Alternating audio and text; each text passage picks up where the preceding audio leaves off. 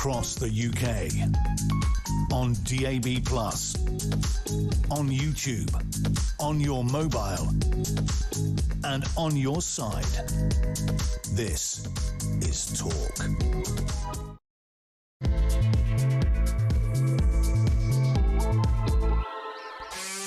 There you are. Good afternoon and welcome to Drive Time right here on Talk. I'm your host, Kevin O'Sullivan, and I'll be with you for 3 electric hours of news, views and topical debate. Get involved, get stuck in, get on the phone and call me on 0344 499 1000. Or you can WhatsApp voice note me on the same number and I promise to play your message out. It is Wednesday, June the 10th. Here's what's coming up. The same old dawn chorus on the morning after the night before as the great and the good shift the narrative from the migrant crisis they caused and allow to continue to facilitate to the drumroll disgraceful scenes in Belfast as furious rioters set fire to homes, police vehicles and left a trail of violent destruction. This was not a protest, this was pure thuggery. They all parrot as they call for calm, which is something of a long shot in the wake of an attempted beheading, blamed, understandably, on the migrant crisis. Of course, what happened on the streets of Northern Ireland last night cannot be condoned. Locals were burned out of their homes. One heartbroken woman told of how her poor dog was incinerated as her home went up in flames. That is appalling. But profoundly wrong though it was, this was not pure thuggery. And it was very definitely a protest. They may have been thugs, but they weren't rioting for no reason. This was an explosion of rage over the effect of the migrant crisis and the effect that that crisis is having on Northern Ireland, an effect so pernicious that in the saddest of statements, Belfast Telegraph journalist John Laverty told me yesterday it was like the return of the Troubles. If Starmer's Labour government and the political class don't confront the truth behind these disastrous disturbances, social unrest is guaranteed to continue, just as they must confront the truth that two-tier policing led to Henry Novak dying in handcuffs while choking on his own blood. But inevitably, all the signs are that two-tier Keir and his cabinet crew will carry on denying that two-tier policing even exists, and you can bet your bottom dollar that the chronically out-of-touch Westminster bubble gang will pretend that Monday's horror in Belfast was merely an isolated incident of extreme violence, which, of course, master of clichés Starmer asserts he will not tolerate. What are we going to do about this, folks? Get in touch. Give me a call, 0344 499 1000. It's good to talk on Talk, so call me preferably, but if not, send me a message or a WhatsApp voice note, and I promise to play them out. Now, let's get the show started, and I'm very pleased to announce that we're being joined now by the former First Minister of Northern Ireland, Baroness Arlene Foster. Thank you so much for joining us, Arlene. Thank you, Kevin. It's good to be with you. Well, you heard my verbose monologue there. I mean, this is, of course, you know, we have to go through this process. No one condones the horrific scenes we saw in Belfast last night, but it doesn't do anybody any favours when they go through this cliche that was not a protest, that was pure thuggery. Yes, it was thuggery, but it was also a protest. The mood in Northern Ireland after the horror on Monday is very febrile, and you can understand why, can't you? Well, I think there's a huge amount of frustration, particularly in working class areas of Belfast, Portadown, Ballymena, that people aren't being listened to when they have genuine concerns about immigration and the way in which it has brought people into our country who don't abide by the values that we really hold dear. I have to say that it is very frustrating for those of us who have been in public life, who are still in public life, to see the violence break out on the street, because there were peaceful protests, Kevin. Yes. There were peaceful protests across Northern Ireland. And then as darkness fell, it became a violent protest. And as you rightly say, nobody Nobody can condone the violence that took place on our streets. And you know what? The only people they're hurting are their own communities, and they are actually taking away the focus from what should be a very open, mature discussion about immigration. Because I think one of the things that people have said to me about raising concerns about immigration is every time they raise a concern, they're dismissed as being a racist, that they're prejudiced, that they don't like people of a different race, and that's not true. There are many people of different races in Northern Ireland. We have many people working in our National Health Service, in the hospitality industry, and they're providing great benefit to Northern Ireland. But that doesn't mean that we can't have a discussion about people coming in, as this gentleman, as we know, who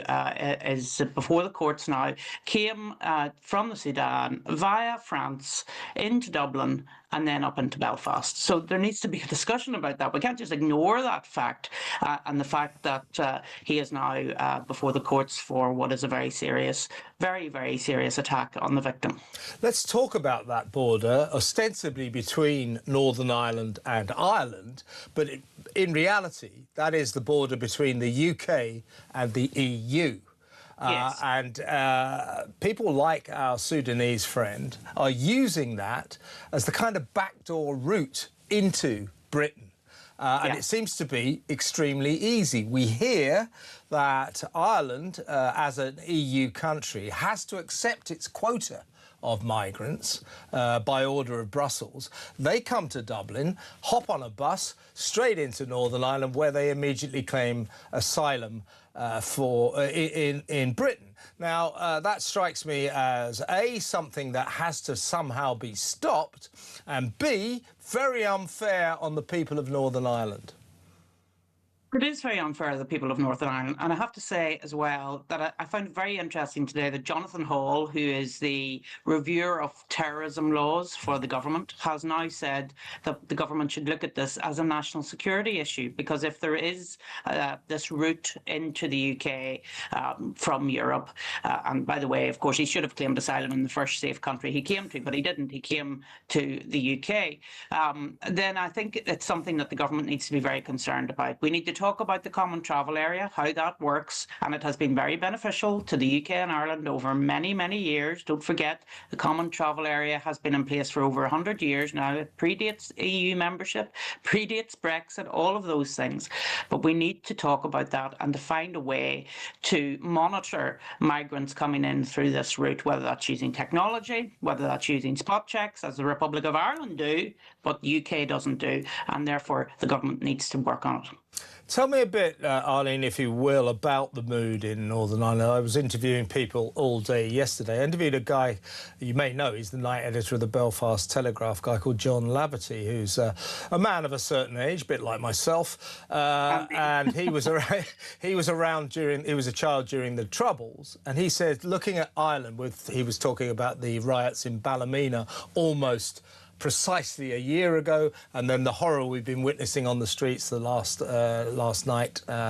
He said it's almost like the return of the Troubles, only for a different reason. If there is one small iota of solace to be taken from this, it has united divided communities, Protestants, Catholics, Loyalists, Unionists. It has united them in their fury about their common enemy, this migrant crisis, about which our political class, our government, Keir Starmer, are frankly doing the square root of damn all.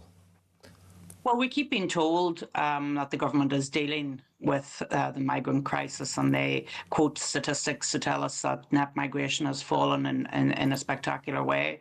But that's not what people in working class areas feel at this present moment in time. They feel that they're under pressure in regards to accessing services, accessing housing, accessing jobs. And when they raise those concerns, as I've said before, they're sneered at, they're looked down upon, they're called racists, and I think that that is so wrong. We have to listen to their concerns, and not only listen to their concerns, but try and do something about it.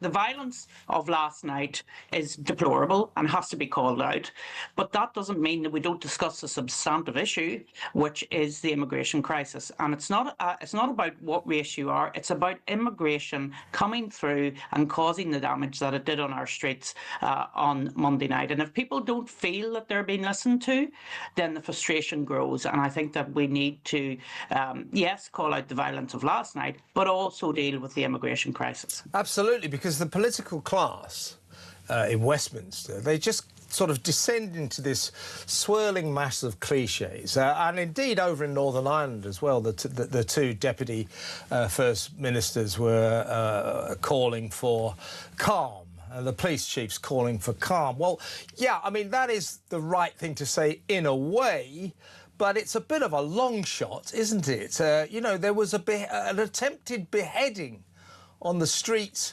of Belfast, a British city, on Monday night. To call for calm after that is almost pointless. Now, people do have the right to be furious. People do have the right to be outraged. Of course, we hope they will express that fury peacefully. But calling for calm is just like a sort of parrot session that is almost meaningless.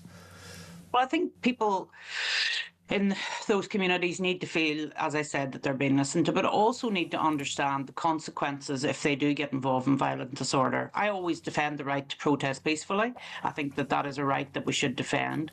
But once young people are called out onto the street for violence, then they will suffer as a result of that. They will have a criminal conviction, they will not be able to get a job, they won't be able to travel in later life, and they need to understand that. And I think it's the practical outworkings that they need to understand. Yes, of course, we want people to be responsible, but when you're a young kid and you think it's very exciting to go out on the streets and do all of these things, you need to understand that this is going to have a huge impact on your life if you get involved in rioting and violence that is completely unacceptable. Indeed. Now, what happened on Monday night was clearly, directly or indirectly, however you want to view the situation, a result of the migrant crisis. We have a government that palpably isn't doing very much about it at all. But to go back to the border between Northern Ireland and the EU, as in Ireland, what do you think, Arlene, we should do about that? Because this easy backdoor route into the UK and into Northern Ireland, it's got to be plugged, hasn't it? It's got to be stopped. Well, it's the dog that hasn't barked thus far, but it's barking now, and I think it has to be dealt with. And you know, people will say, oh, it's very, very difficult. It's Northern Ireland and Ireland. It's a very long border. It's a common travel area that has existed for a long time. Those are all true. It is going to be very difficult, but we have to at least make an attempt to deal with this issue, whether it's talking with the Republic of Ireland's government about the common travel area, finding ways to plug that hole in terms of migrants, and also, Kevin, looking at the ECHR, which of course is a pull factor for migrants coming to the UK. And once you mention that, people say, oh, so you're going to take away people's human rights as a result of it. No, I'm not talking about taking away people's human rights. I'm talking about dealing with the way in which the interpretation of the European Code of Human, or the European laws of human rights have been looked at in Europe as compared to how they're dealt with in the UK. Of course, we have human rights in the UK. We had human rights before anybody else had with Magna Carta. We really do value people's human rights. That doesn't mean to say that we can't have a discussion about the ECHR, and I think that needs to happen as well. A few words, if you will, Arlene. I mean, in these darkest of moments, sometimes, you know, the best of man emerges. That amazing guy who attacked the alleged, or the accused, the suspect, shall we say, have to be slightly careful because he's been charged now, with a hurling bat. He stopped his car and got out. I mean, what a hero. So in these, you know, we're talking about the worst of humanity, but in these circumstances you often see the best of humanity. What a guy. What a guy, indeed. And we saw, I mean, because of the age of we're in now, people normally stop to take a video of something like this is happening. But this is a guy who got out with his hurl and he tried to save, and he did save this man's life. And it's wonderful to see it. And can I say as well, Kevin, the family have put out a statement, which I'm sure you're aware of, and it's a very meaningful statement. It's a compassionate statement. It's saying, look, we don't want any unrest. Well, we just want privacy to deal with everything that we're dealing with at this present moment in time. And it's also a compassionate statement because it references the fact that there are many migrants here contributing to society in Northern Ireland. And I think that that's a very brave statement that they've made. And obviously, the victim, Stephen Ogilvie, should be at the forefront of our mind in all of this. The man has received life-changing injuries, and it is very, very sad indeed. It certainly is. So the hurling stick hero, I should name him, is Matt McKiernan. Here's to you, Matt. And the victim, NHS radiographer Stephen Ogilvie, has lost a left eye gouged out in that frenzied attack. The Sudanese migrant is a guy by the name of Hadi Alodid. And he was charged this morning in court, of course. But yes, this poor guy, Steve, obviously we don't know what the dispute was all about, nor should we discuss it because that is now a matter of legal process. But that poor guy, Stephen Ogilvie, obviously a very respectable member of society, an NHS radiographer. He's lost his left eye. It's just shocking, isn't it? Completely shocking, and it explains why there's a lot of fear in a lot of communities at the moment about what's going on, and particularly those communities that do have migrants living in them. But we have to remember that the greater number of migrants contribute to society here in Northern Ireland, and because we don't want it to get out of all perspective. But I do think we need to send a signal to those working class communities that we're listening to their concerns. We want to put safety at the top of the agenda, and we want to deal with this in a very proactive way. And I noticed that the Prime Minister met with the leader of the DUP this afternoon, Gavin Robinson. He didn't have much to say to Gavin when Gavin asked the question about plugging the gap and making sure that Northern Ireland citizens felt safe. But we'll wait to hear what he had to say in that private meeting later on. By the way, I thought Gavin was very powerful in the Commons yesterday. Yes. Before you go, Eileen, and thank you very much for joining us, can we have a quick listen and watch of Keir Starmer speaking earlier today in the House of Commons, because it was PMQs, of course. Here's our dear leader. People are rightly sickened by the horrific attack on Monday night in North Belfast. As you have just said, the man arrested has been in court in Belfast this morning and charged. I want to thank the Police Service of Northern Ireland and other first responders and members of the public who responded with such bravery. And our thoughts are with the victim. The acts of violence and arson that followed are totally unjustified. This morning I spoke with the First Minister, the Deputy First Minister and the Chief Constable. We are united in calling for calm and determined to restore order, support the police and all those on the front line, and ensure that justice is done. Well, to be honest with you, I don't decry his sentiments there, Arlene, but that was a swirling mass of cliches. Do you have trust in that guy to sort this chaotic problem out, this escalating migrant crisis out? Well, look, he's currently the Prime Minister of the country. His first duty is to the safety of our citizens, whether you're in Belfast or Birmingham. And therefore, it's important that he does sort the issue out, and he needs to be very strong in that. I do accept that some of the statements that have come out from senior politicians have been a bit of a word salad. I don't think that's what people need to hear at this present moment in time. I think they need to see a determination that this is going to be sorted, and a determination, because that is the message that they really need to hear, that this really important issue of immigration will be dealt with. And let me say just finally, Kevin, and it's been really good to have this conversation with you, violence is never the answer. It wasn't the answer during the 70s and 80s when the IRA were bombing us in Northern Ireland. It's not the answer now in areas of Belfast. There's always an alternative to violence, and I just hope that people take it. Couldn't agree with you more. Baroness Arlene Foster, it's a privilege to have you on the show. Thank you so much.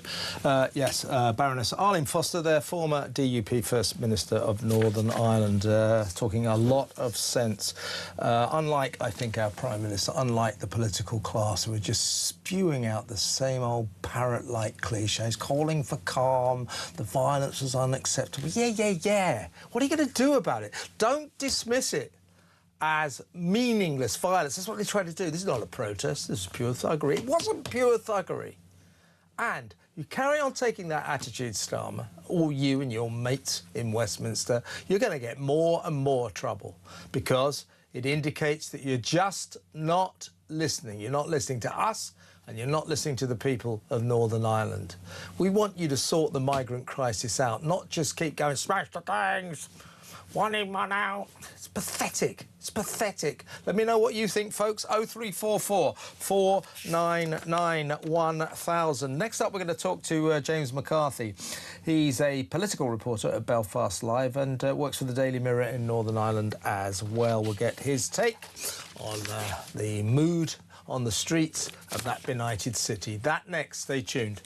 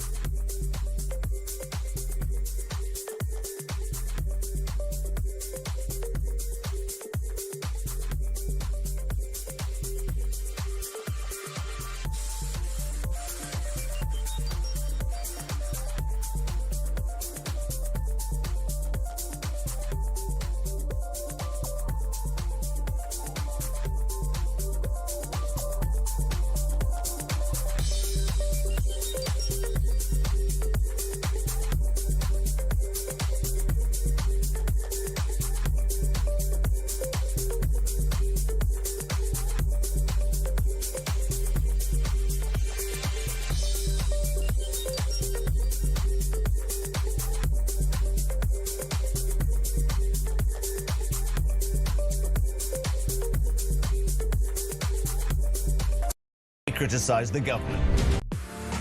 The Talk app. You can watch, catch up and listen to all your favourite shows and podcasts anytime, anywhere, all on the Talk app. Watching and listening to Talk just got easier.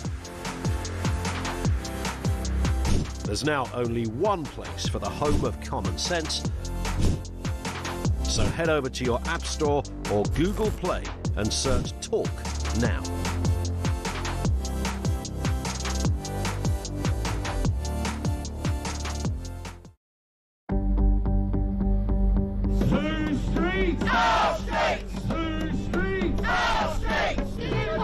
Some breaking news here. The Crowborough Army Training Camp could hold male asylum seekers all the way until 2030. Good. After the Home Office claimed it would only be for 12 months. Not much ambition involved in that, is there, in terms of solving the migrant crisis?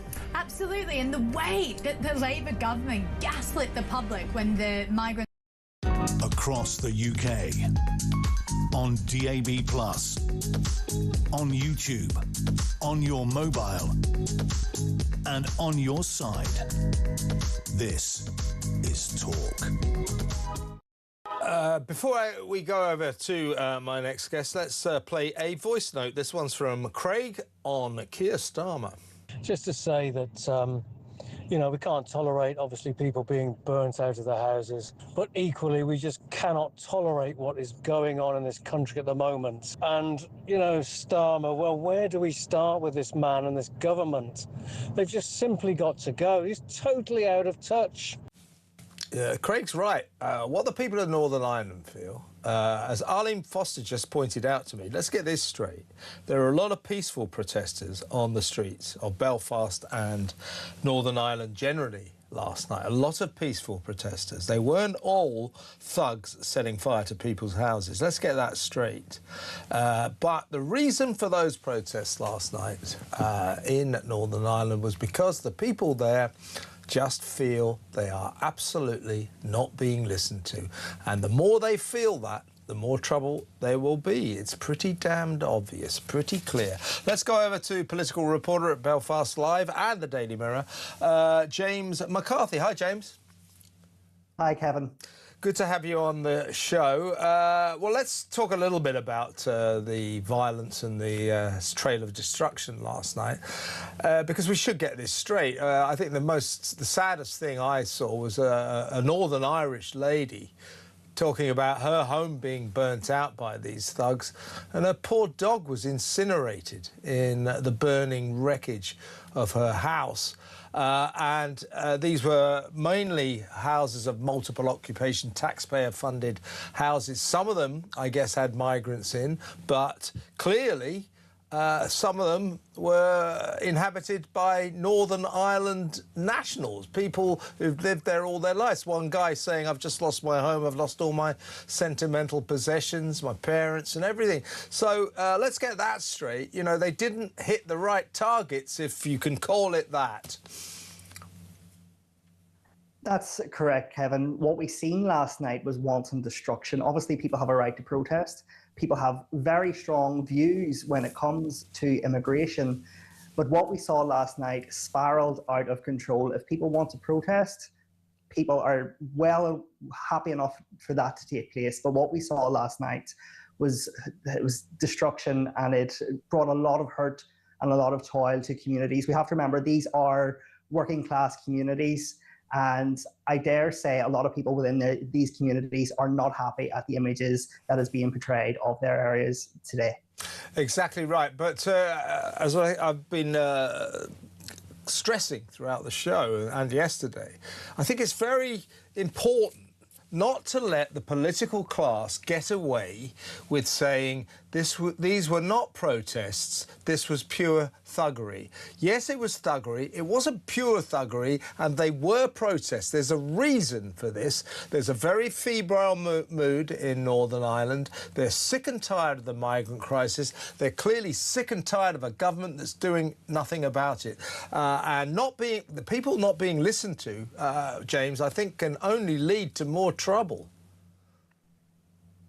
You're right in saying that these were protests, but to quote the late Margaret Thatcher, crime is crime is crime. And what we see, obviously, these images that we're seeing on the screen at the moment of cars on fire, of houses on fire, of buses being hijacked and set on fire, people need to realise that if they want to make their point, then they must do so peacefully. Yeah, it does undermine the point they're trying to make. It undermines exactly what this protest should be about. But a little bit about, if you will, James, the mood there generally. I mean, it is very febrile, isn't it? I can imagine the one aspect of last night that put something of a dampener on it was raining torrentially, absolute torrential rain. If tonight the weather's a bit better, we can't help feeling trepidatious, can we? It's a very tense situation at the moment. Our office is right in the middle of the city centre. The shops around us are shut. A lot of the businesses closed early this afternoon. We have schools that have sent students home early because there was protests advertised for this afternoon. Now, those protests didn't amount to much, and they were peaceful, to my knowledge. But there is that atmosphere within the city that something is on the brink of happening again, and people are worried about what might happen this evening. And, you know, this trouble here, the horror on Monday night and the subsequent trouble, by a kind of cruel chronological irony, comes almost 1 year exactly after the Ballymena riots. The people of Northern Ireland, they showed it then and they're showing it now. They are sick and tired of the migrant crisis, aren't they? We have to look at who is instigating this. We don't know which groups are organising these protests. No one is willing to put their name to it. We have no group willing to come together to say, guys, it's us organising it. So we have to question who is actually organising this and who is bringing these people out into the streets. As I said, people have strongly held views on immigration, and if they have those views, they need to make them heard, but make them heard peacefully. And what we saw last year in Ballymena, what we saw the year before that in South Belfast, because we have to remember this is cyclical now. This is the third summer in a row that we have seen such riots in Northern Ireland. And if people have views on immigration, if they have views on anything at all, then absolutely make their voices heard. Protest if that's what they feel that they need to do, but they must stay within the law and do that lawfully. Yeah, absolutely right, James. Really good to talk to you. Thank you very much for your time. That's James McCarthy, political reporter at Belfast Live and for the Daily Mirror there in Northern Ireland. Let's go to break. When we come back, we're going to talk to a member of the Alliance Party in North. She's the member for North Belfast, which is exactly where the beheading or the attempted beheading unfolded. She is Nuala McAllister. So we'll talk to Nuala next. Stay tuned.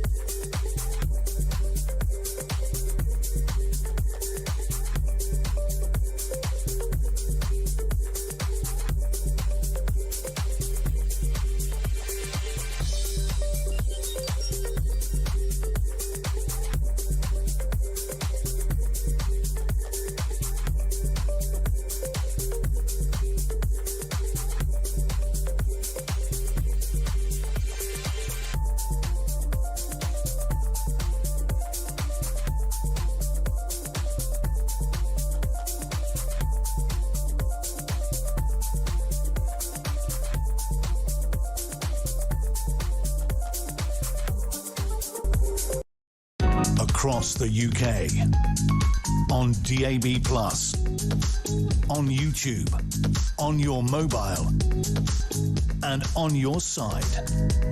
This is Talk. We're going to talk to Nuala McAllister. She's a member of the MLA for the Alliance Party. She's a representative of North Belfast, which is exactly the area where the beheading horror unfolded. But before we go to Nuala, let's have a listen to the joint First Minister of Northern Ireland, Michelle O'Neill, speaking earlier about last night's violence. People were concerned, people were worried for safety, all very understandable emotions. But what we saw spill onto our streets since Monday night has been nothing short of thuggery. What we saw has been nothing short of racism. We saw youths taken to the streets, young men masked, attacking families, burning them out of their homes, attacking public property, attacking businesses. All we've seen is criminality on our streets and a real, I think, a real attempt to underline racism in our society, which I do not believe is widespread. Well, let's go over to Nuala McAllister. Welcome, Nuala. Hello, good evening. Hi. Is Michelle O'Neill right? Is Northern Ireland sort of full of racists? Is that why they were rioting? Well, I think it's pretty obvious that the disturbances and violence that took place last night were targeting ethnic minorities. There's no other way about it. There are racist people who took to the streets of Northern Ireland who used this incident the night before, which was absolutely horrific, to further their own agenda. We've actually had the family of the victim come out today and ask people who can to have peaceful protests where they are protests and to not use this incident to fuel further hatred and division, that they're not doing anything to respect the dignity of the victim by carrying out their actions of violence that last night. And families were targeted simply because of the colour of their skin. They weren't Sudanese, they weren't related to the man, they weren't violent people, they were simply just from a different background.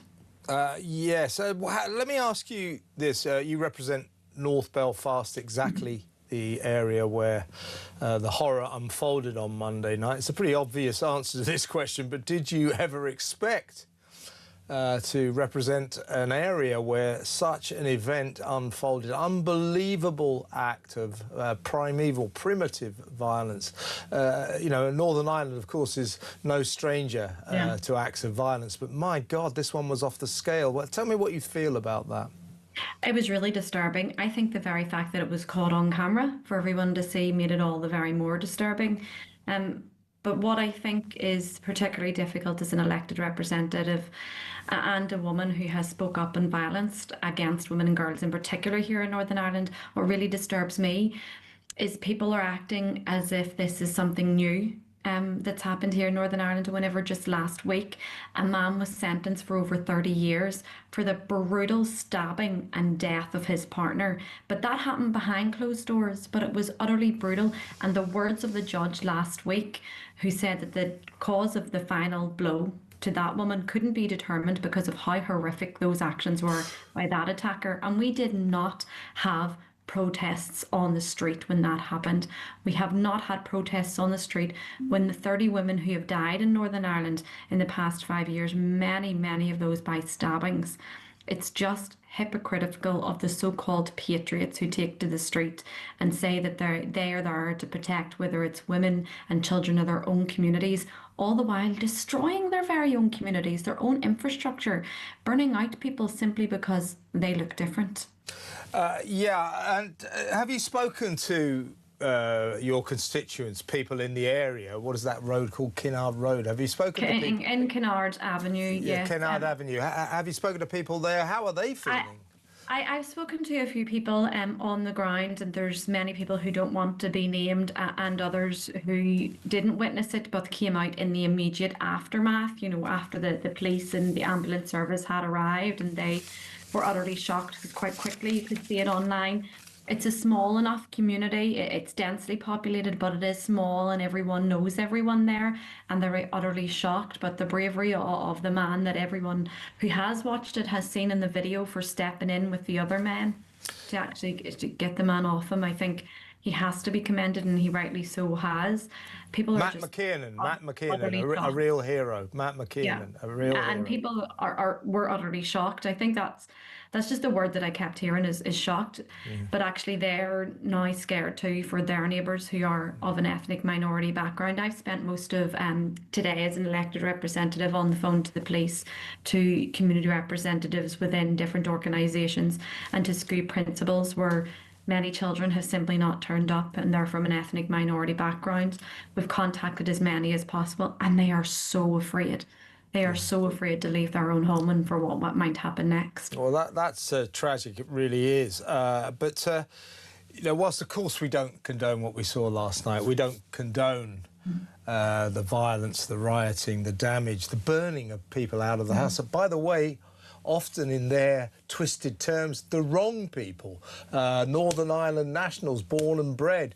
I keep coming back to a story that's traumatised me. Some poor lady burnt out of her house saying, well, I got out, but my dog got burnt to death. I mean, these are horrific stories. That said, though, Nuala, I mean, the trigger for this is the migrant crisis. We saw a year ago riots in Ballymena.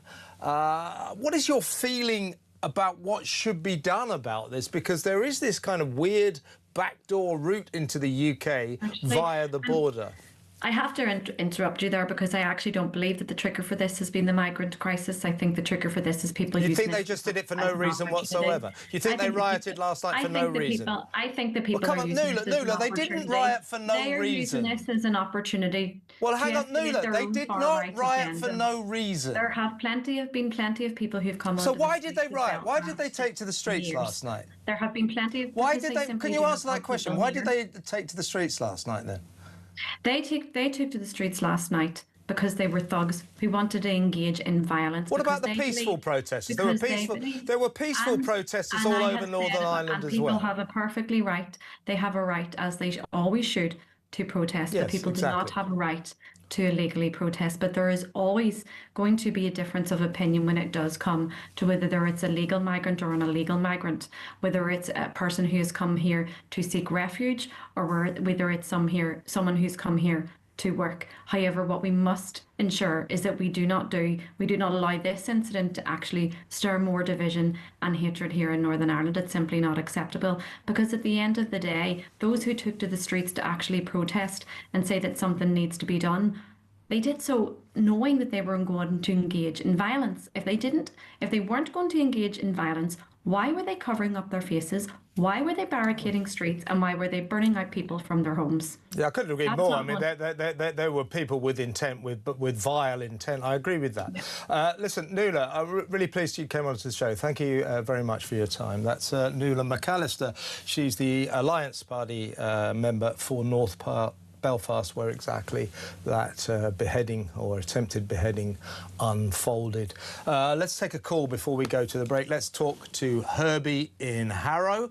Herbie, my last guest, I don't know if you were watching that, said that she does not believe that last night's disturbances were anything to do with the migrant crisis. I think she seemed like a nice lady and obviously a very diligent MP there, representative of the people, but I think she's damn wrong because what they just took to the streets for no reason whatsoever. They took to the streets because there was an attempted beheading on the streets of Belfast on Monday night, and that many believe is a direct result of the migrant crisis. I don't know quite why she thinks it was nothing to do with the migrant crisis. What do you think?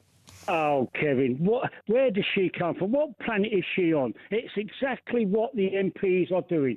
They're shutting their eyes to the fact that the immigration crisis or the illegal immigrants are creating a problem. What happened last night is unacceptable. If you're going to demonstrate, please demonstrate peacefully to get your message over. I agree with that. Yeah, absolutely. But by creating problems like that, it's not going to solve the problem. It's not to make it.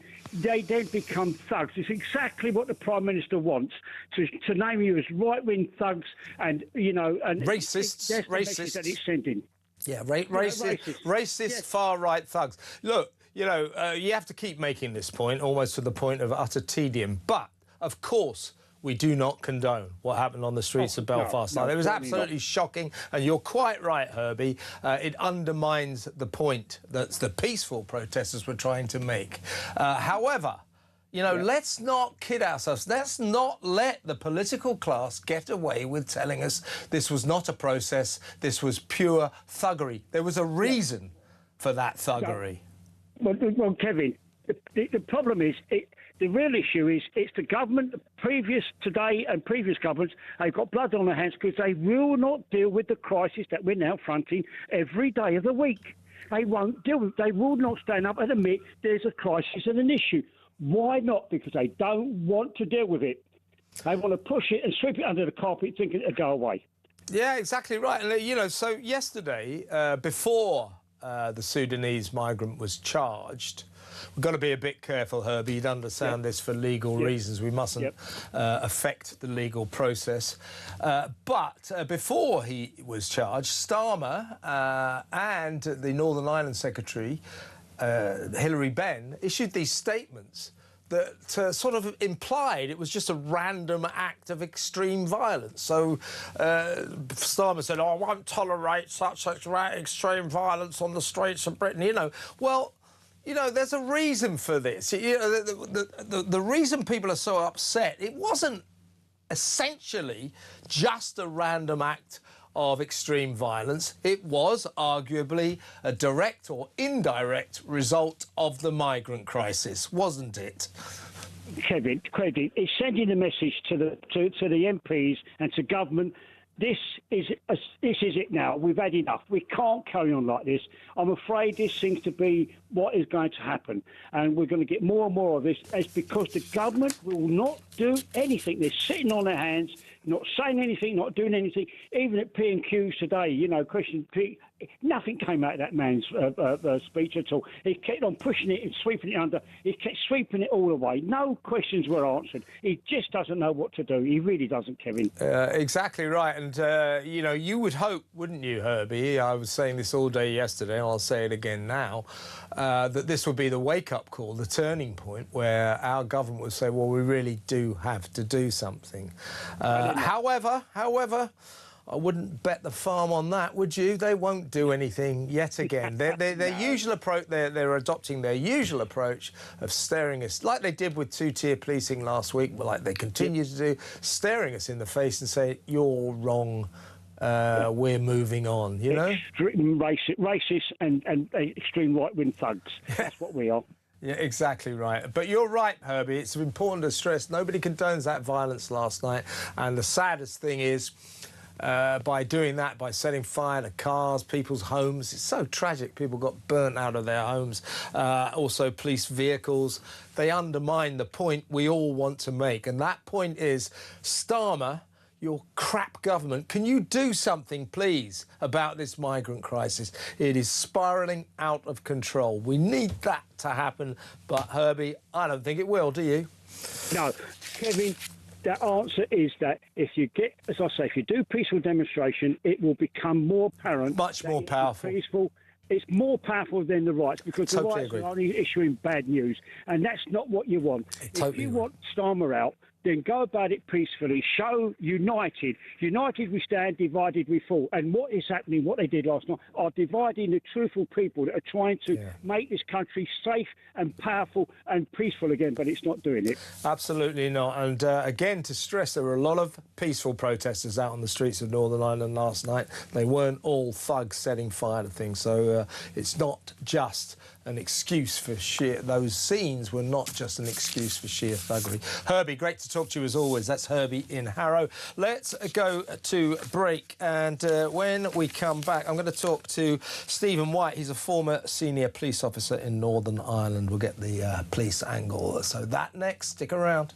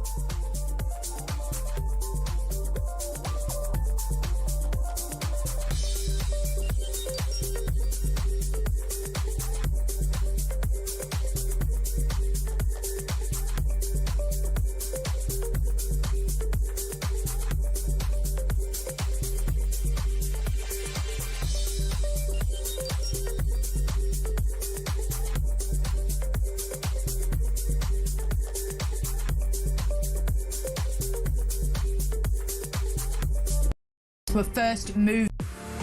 The Talk app. You can watch, catch up and listen to all your favourite shows and podcasts anytime, anywhere, all on the Talk app. Watching and listening to Talk just got easier. There's now only one place for the home of common sense. So head over to your App Store or Google Play and search Talk now.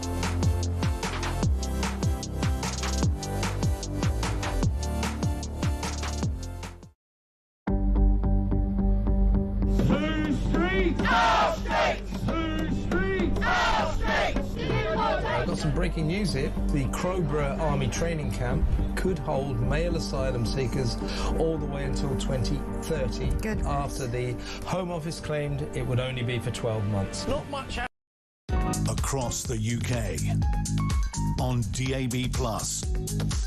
On YouTube. On your mobile. And on your side. This is Talk. Let's go straight over to my next guest. Let's talk to Stephen White. He's a former senior police officer in Northern Ireland. Stephen, you must have seen scenes like we saw last night before in your long career. Now, here's the thing.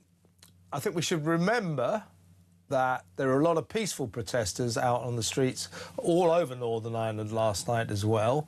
And I just had a Alliance Party representative Nuala McAllister on my show, just refusing to accept that there was any reason for last night's disturbances whatsoever. No one condones the violence. Those scenes were sickening. People should have been burnt out of their houses. Do me a favour. No one condones that. But there was a reason. They didn't just take to the streets.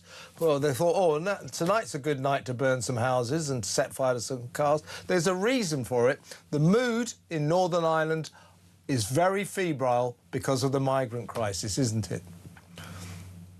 Well, Kevin, let me say first and foremost, I have policing expertise. I'm also a Northern Ireland citizen. I was brought up as a child in some of those areas that were on TV last night, in East Belfast in particular. I have policed in North Belfast. I was the commander there, and I can say a lot about those communities and a lot about policing. In relation to something must have caused it, of course, there's always a cause and effect. In relation to what one single cause or one single leader or groups of politicians leading the protest, whatever, I think it's much more complicated, much more deep. It's been long term, but that's like saying, you know, there's always a cause for criminality. There's always a cause for murder. Of course, that's what extremists say. So I'm sorry if it's appear to be challenging you, but in the case of, you know, one single issue, immigration, I don't believe that is the case. But that's certainly one of the causes that people are latching onto. Yeah, I mean, it could. I accept what you're saying, Stephen, that it's a sort of conurbation of issues that may have sort of led to last night. But of course, the trigger was the shocking, the astonishing fact that on the streets of your great city, the streets of a British city, Belfast, somebody tried to ritually behead someone with a kitchen knife. Now, that is a pretty incendiary incident. That is going to inflame people's mood. It's going to make a very febrile atmosphere, isn't it? Kevin, there was a violent, vicious attack, an attempted murder, and that is now going through court. In relation to what was going through that person's mind, I can only assume there's mental illness or psychopathic behaviour. I don't know what. No, sure. We must be careful here, Steve. We've got to be careful here, Stephen. Obviously, you'll know that because it's a... Exactly. So saying that he was trying to decapitate or behead, that language is being used by some people.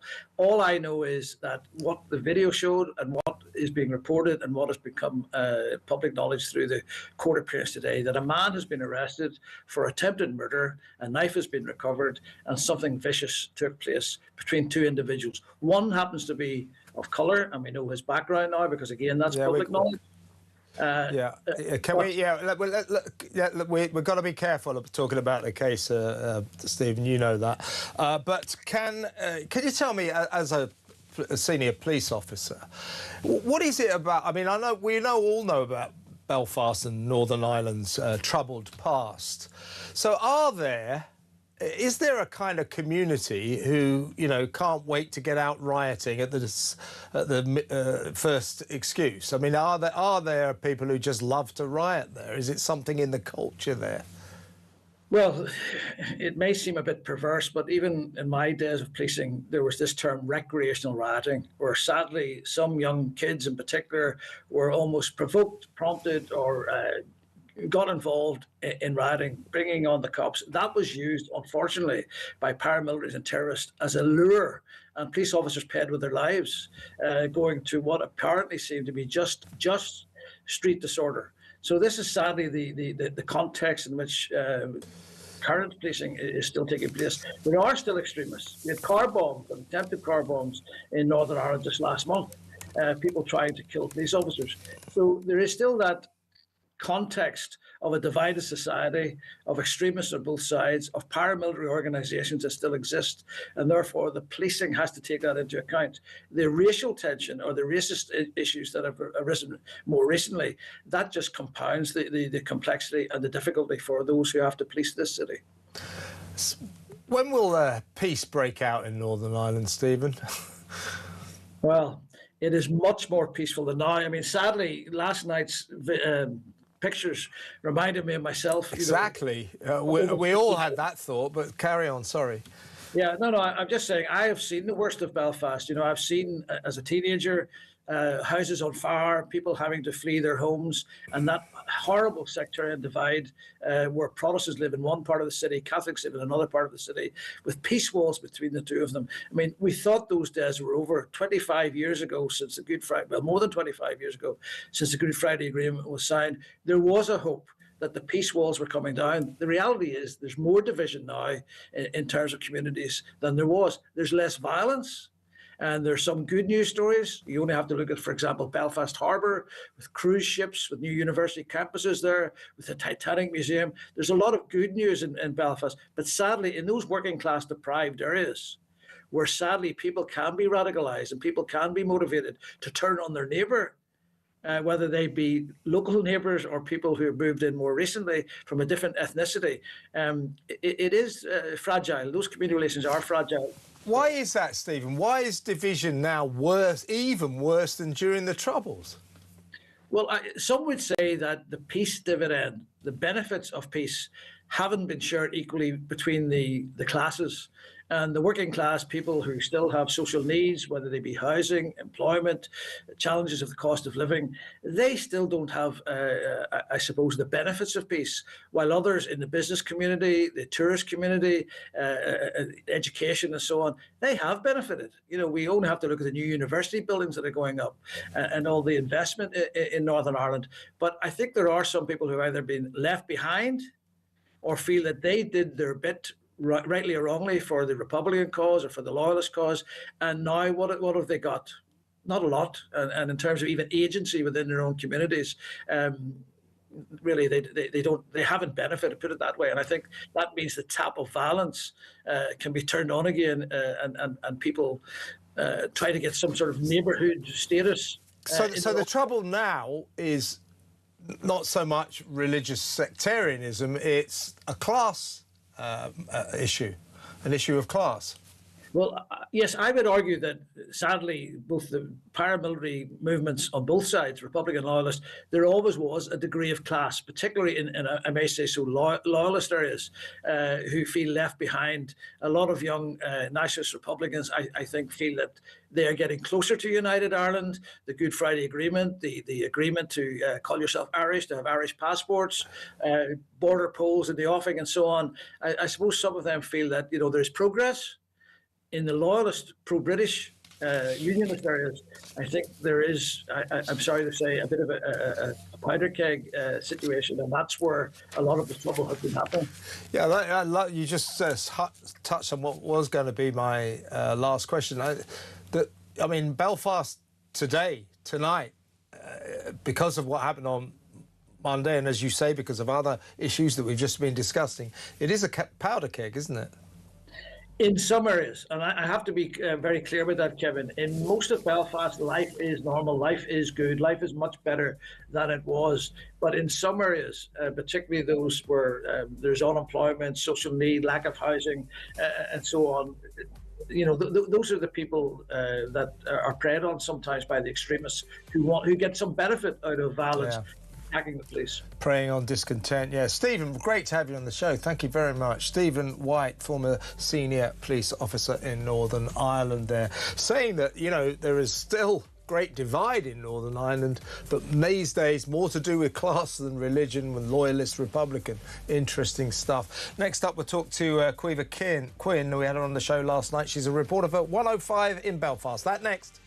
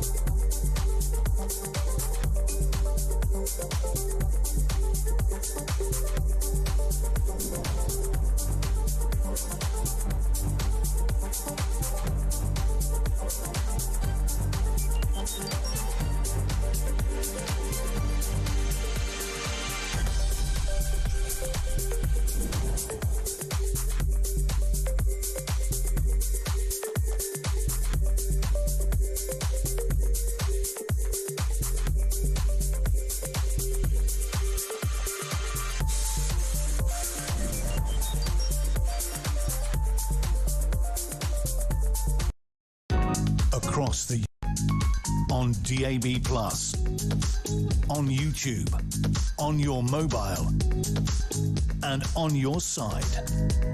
This is Talk.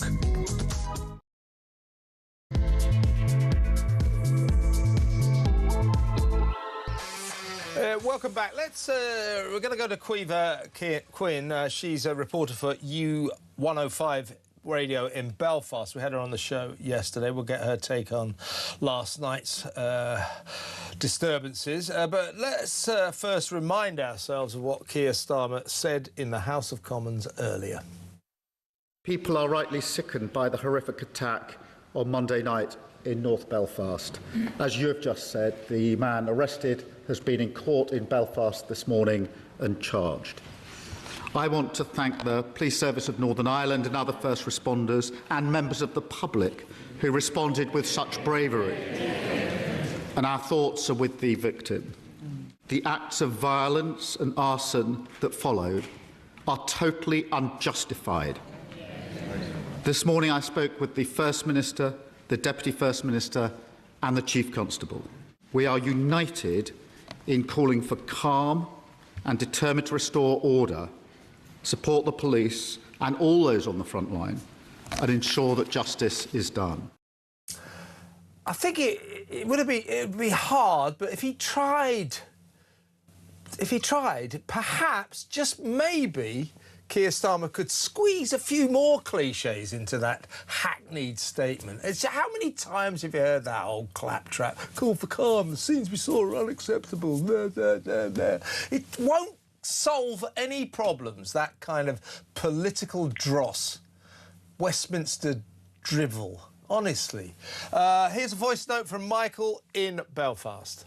Yeah, I'd like to thank Talk Radio for taking so much interest in Northern Ireland. The coverage has been excellent after the tragic circumstances, and I think we often feel the forgotten part of the United Kingdom. So, well done to Talk Radio, and I hope the violence now. I hope they now desist. They've made their point. The problem with Starmer and any government is they just do not listen. And it leaves people so frustrated that their only option is violence. But it's clearly wrong, self-defeating. And I hope it's over now. They've made their point. And I do fully understand why, but it's not the right way to go about it. Yeah, perfectly put, Michael. Exactly right. Thank you for your kind words about Talk. We do our best, and Northern Ireland is never a forgotten zone to us, particularly right now. You are leading the news agenda in a major way. But let me read a couple of messages here.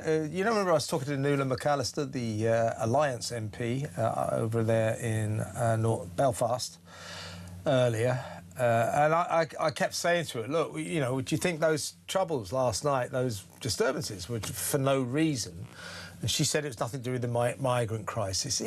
That's just nonsense. Of course it was. She said, oh, they're racists. They might be, I don't know. But certainly that was due to the migrant crisis. People in Northern Ireland, she seems to be dismissing the fact that there's any disquiet, any fury over the migrant crisis. I can tell her. I've been speaking to people all day yesterday, all day today. There's a lot of fury there.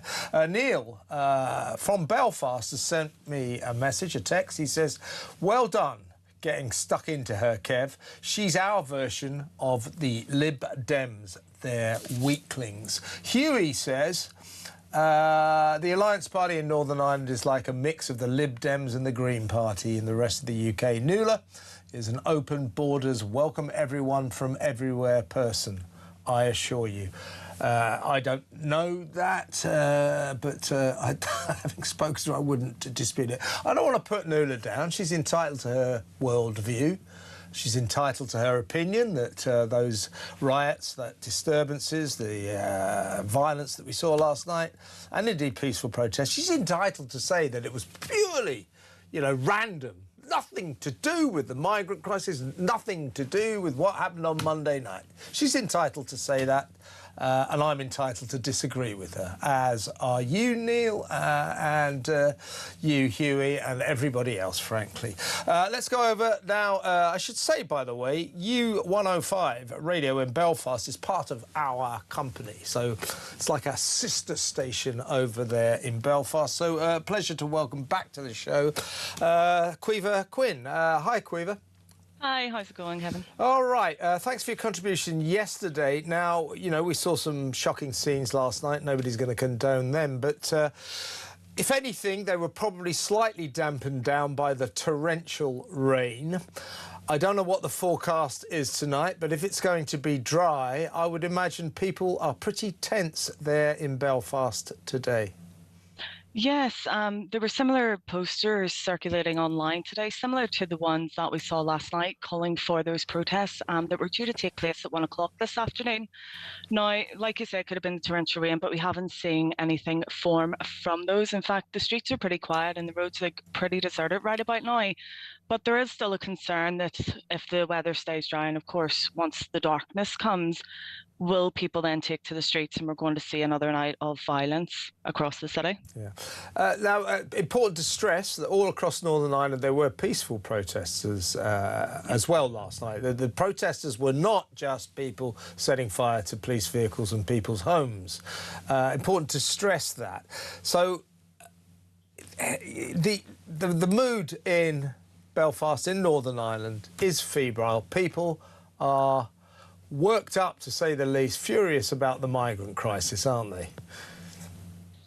There seems to be quite a mixed reaction today, actually. You know, like you say, there wasn't disruption or violence right across. There was peaceful protest, and it seemed to be pockets and fragmented protests taking place right across the region last night. And while there were some peaceful, there were some violent. But today there has been, again, that deliberate message of unity, I think, from our political and policing leaders calling for calm. In fact, the family of the victim have come out and said violence is not the answer. They have called for people to remain calm and said peaceful protests are the way, which of course is everyone's right. So we're going to see how that comes up in the coming days. And of course, immigration is a hot topic right now here, and I think it's going to be one that's going to last for at least another week or so. Yeah, I mean, is there kind of tension in the air right now? There's definitely a tension, yes. You know, we're no stranger to, like you say, immigration issues here. We saw the cycle of unrest that appeared back in 2024 with the racially motivated violence in June then. We saw it again last year, predominantly in Ballymena. And again this June, we're now seeing the start of something. So it's just going to really re-spark that debate. And we're going to see a lot of calls, you know, for maybe similar to England, different legislation. How do you address people who are coming over here to work? But at the same time, there is a real support for our migrant community. People going out this morning to talk to those whose homes were set on fire, who have been displaced from their homes. And of course, the health service workers who are fearful of going in to do their jobs today. Yeah, it's not good if people are terrified in their own homes. Caoimhe, really good to talk to you again. Thanks for coming on. That's Caoimhe Quinn. She is a reporter for U105 Radio in Belfast, part of this company. Now, let's go straight over to my next guest. He is social policy analyst, Dr. Rakib Ahsan. Hi, Rakib. Hi, Kevin. How are you? All right. Now, I've been talking about sort of political narratives today. Now, you know, at the risk of really boringly repeating myself, but I've been saying this all day. What riles me, what annoys me, and I think millions of other people, is, of course, we don't condone the violence last night. Of course, we don't condone those shocking scenes on the streets of Belfast, people getting burnt out of their homes, cars, buses on fires, police cars. Of course we don't. But the way that the political class, the Westminster bubble gang, and indeed politicians in Northern Ireland are trying to say that there's no real reason for this is pure thuggery, that's not going to get us anywhere. We don't condone the method of that riot, but there's a reason for it. It's the migrant crisis. And if we don't confront that, we're going to get more and more unrest. It's kind of dangerous, this attitude. No, it is, Kevin. And you'd think that Northern Ireland already has its fair share of problems when it comes to community cohesion. especially with the sort of long-standing sectarian tensions there. You had a dysfunctional migration system into the mix, you have very serious problems on your hands.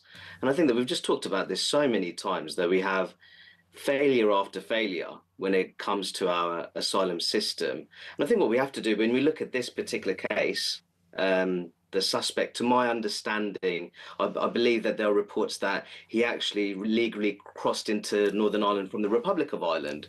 So we need to look at our border security measures when it comes to the so-called... Put it this way, Rakib, I'm not sure if just crossing the border is entirely legal, but he was certainly legitimately in Belfast, Indeed. having been granted indefinite granted leave refugee status very swiftly. And I think that's the point to make, that to what extent are security considerations truly being made when it comes to the granting of... Well, let's look at the chronology. The guy crossed the border. He came from Paris to Dublin, which is absolutely allowed because that's all EU. And apparently Dublin, or Ireland, as a member state of the EU, has to take its quota of migrants. So he came to Dublin, got on a bus, and went straight to Belfast, and then immediately claimed asylum. This is the backdoor route into Britain. Now, here's the chronology. That was in February 2023. By September 2023, he had been granted indefinite leave to remain. That is a really short period of time. I don't think sufficient questions were asked, if any. No, absolutely. And I think that the last Conservative government has a great deal to answer for when it comes to these numerous asylum-connected failures. I feel that in some cases that there's efforts to streamline asylum processes in order to clamp down on the backlog of cases. But if that is at the expense of making robust security considerations when considering asylum claims, then you ultimately risk undermining the public safety of local communities, and that can have potentially devastating consequences, as we are seeing now. Absolutely. Now, I'm going to play you a clip from Richard Tice, the MP, the Reform UK MP, speaking in the House of Commons earlier today and expressing the kind of sentiments that are being sort of outlawed, or there are attempts to outlaw this kind of talk. But here he goes. So this is Richard Tice. We all condemn, of course, the appalling violence in Belfast last night after the horrific attack on Monday. But this Prime Minister is in denial of the rising despair across the country over his failure to stop the boats and related criminality. I agree with Tice. This is the problem here, I think, Rakib, that this Prime Minister is either genuinely in denial or is in a kind of performative state of denial. What we're seeing in Belfast, across Northern Ireland, and that fury will spread across the country, is a cry of rage from people who are not being listened to. They're sick and tired of the migrant crisis. They're sick and tired of a government that seems to do absolutely nothing about it. We rise up, we say, please listen to us, and Starmer doesn't. Again, this is a recipe. This is a dangerous recipe for disaster. No, absolutely. And I think that ultimately we have to acknowledge the fact that if you have an asylum system as lax as ours, now ultimately there are many asylum seekers, quite often ultimately men who originate from conflict-ridden areas of the world, which are ultimately hotbeds of violence, then you may have very serious problems on your hands in your local community. And I think that, as I was saying with Belfast already, there are, I would say, notable long-standing challenges, Kevin, as you know, when it comes to social cohesion, those orange-green tensions there. I think that we still need to work on those kind of issues, those kind of tensions within established communities. But when you add this kind of problem to the mix, I think it just makes that challenge so much harder. Now, of course, everyone ultimately condemns the violence that we witnessed last night.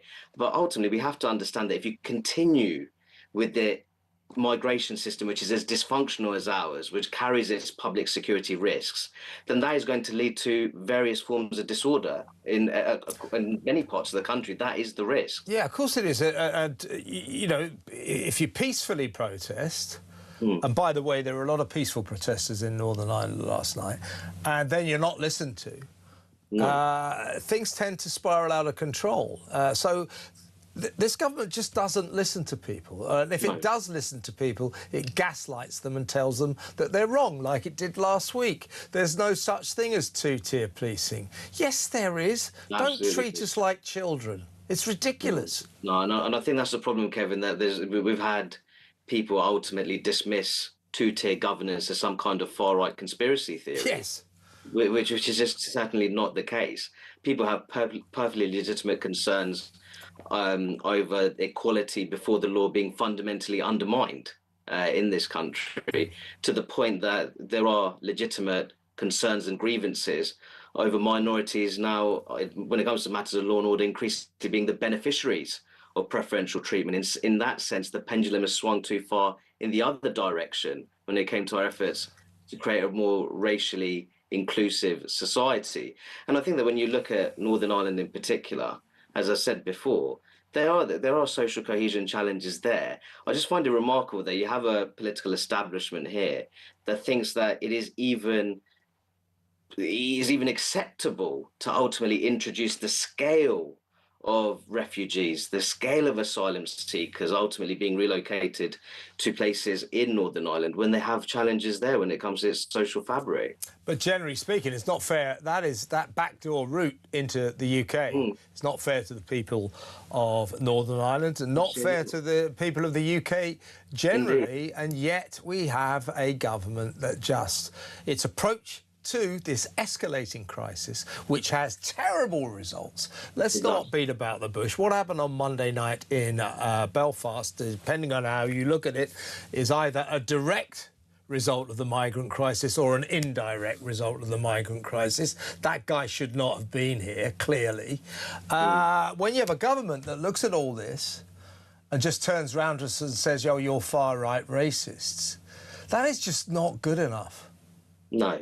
It's absolutely not. I think that there's some very serious public concerns when it comes to matters of immigration and asylum. The anti-establishment sentiment that we see across all four home nations, if I'm being perfectly honest, much of that is rooted in political disaffection over people's concerns over migration and asylum not being truly heard by mainstream politicians. I think that's a very serious problem in itself.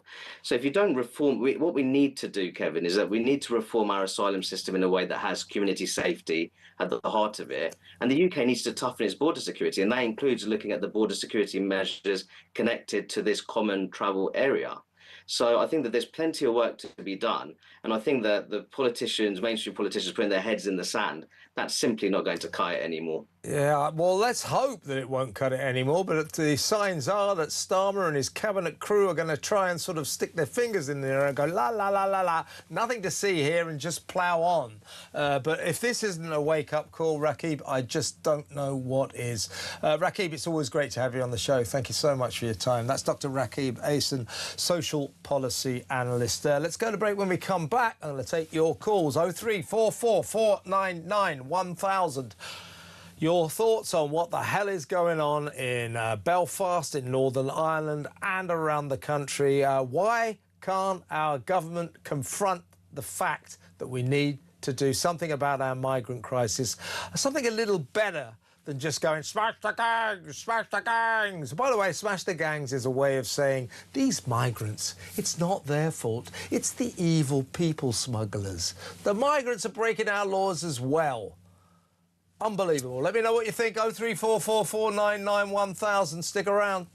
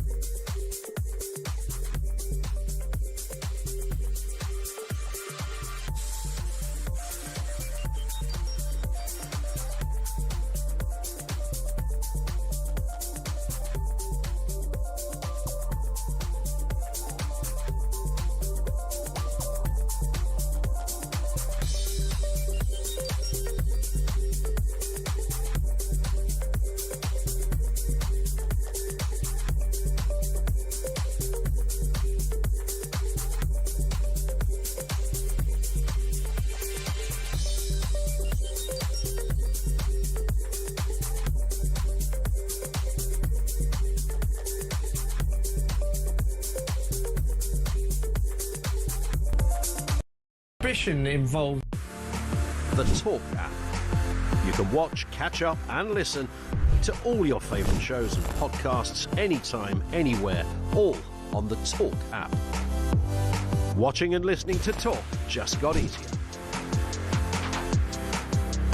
There's now only one place for the home of common sense. So head over to your App Store or Google Play and search Talk now.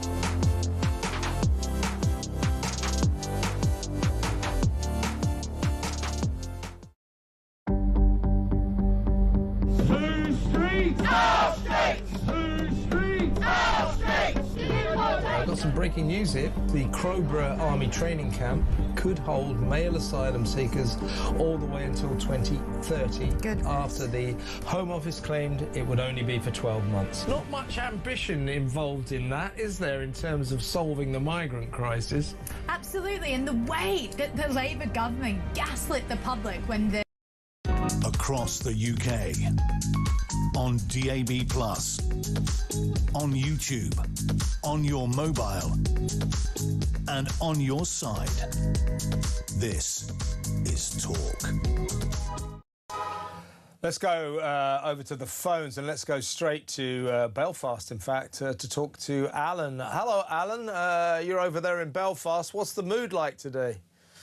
Well, you could cut the tension with a knife. Very, very bad. And what's your take on what's been going on? What did you feel as a Belfast resident when you heard that there was an attempted beheading in your city? Well, in my personal opinion, it's a final straw. It's a straw that broke the camel's back, if you want to say.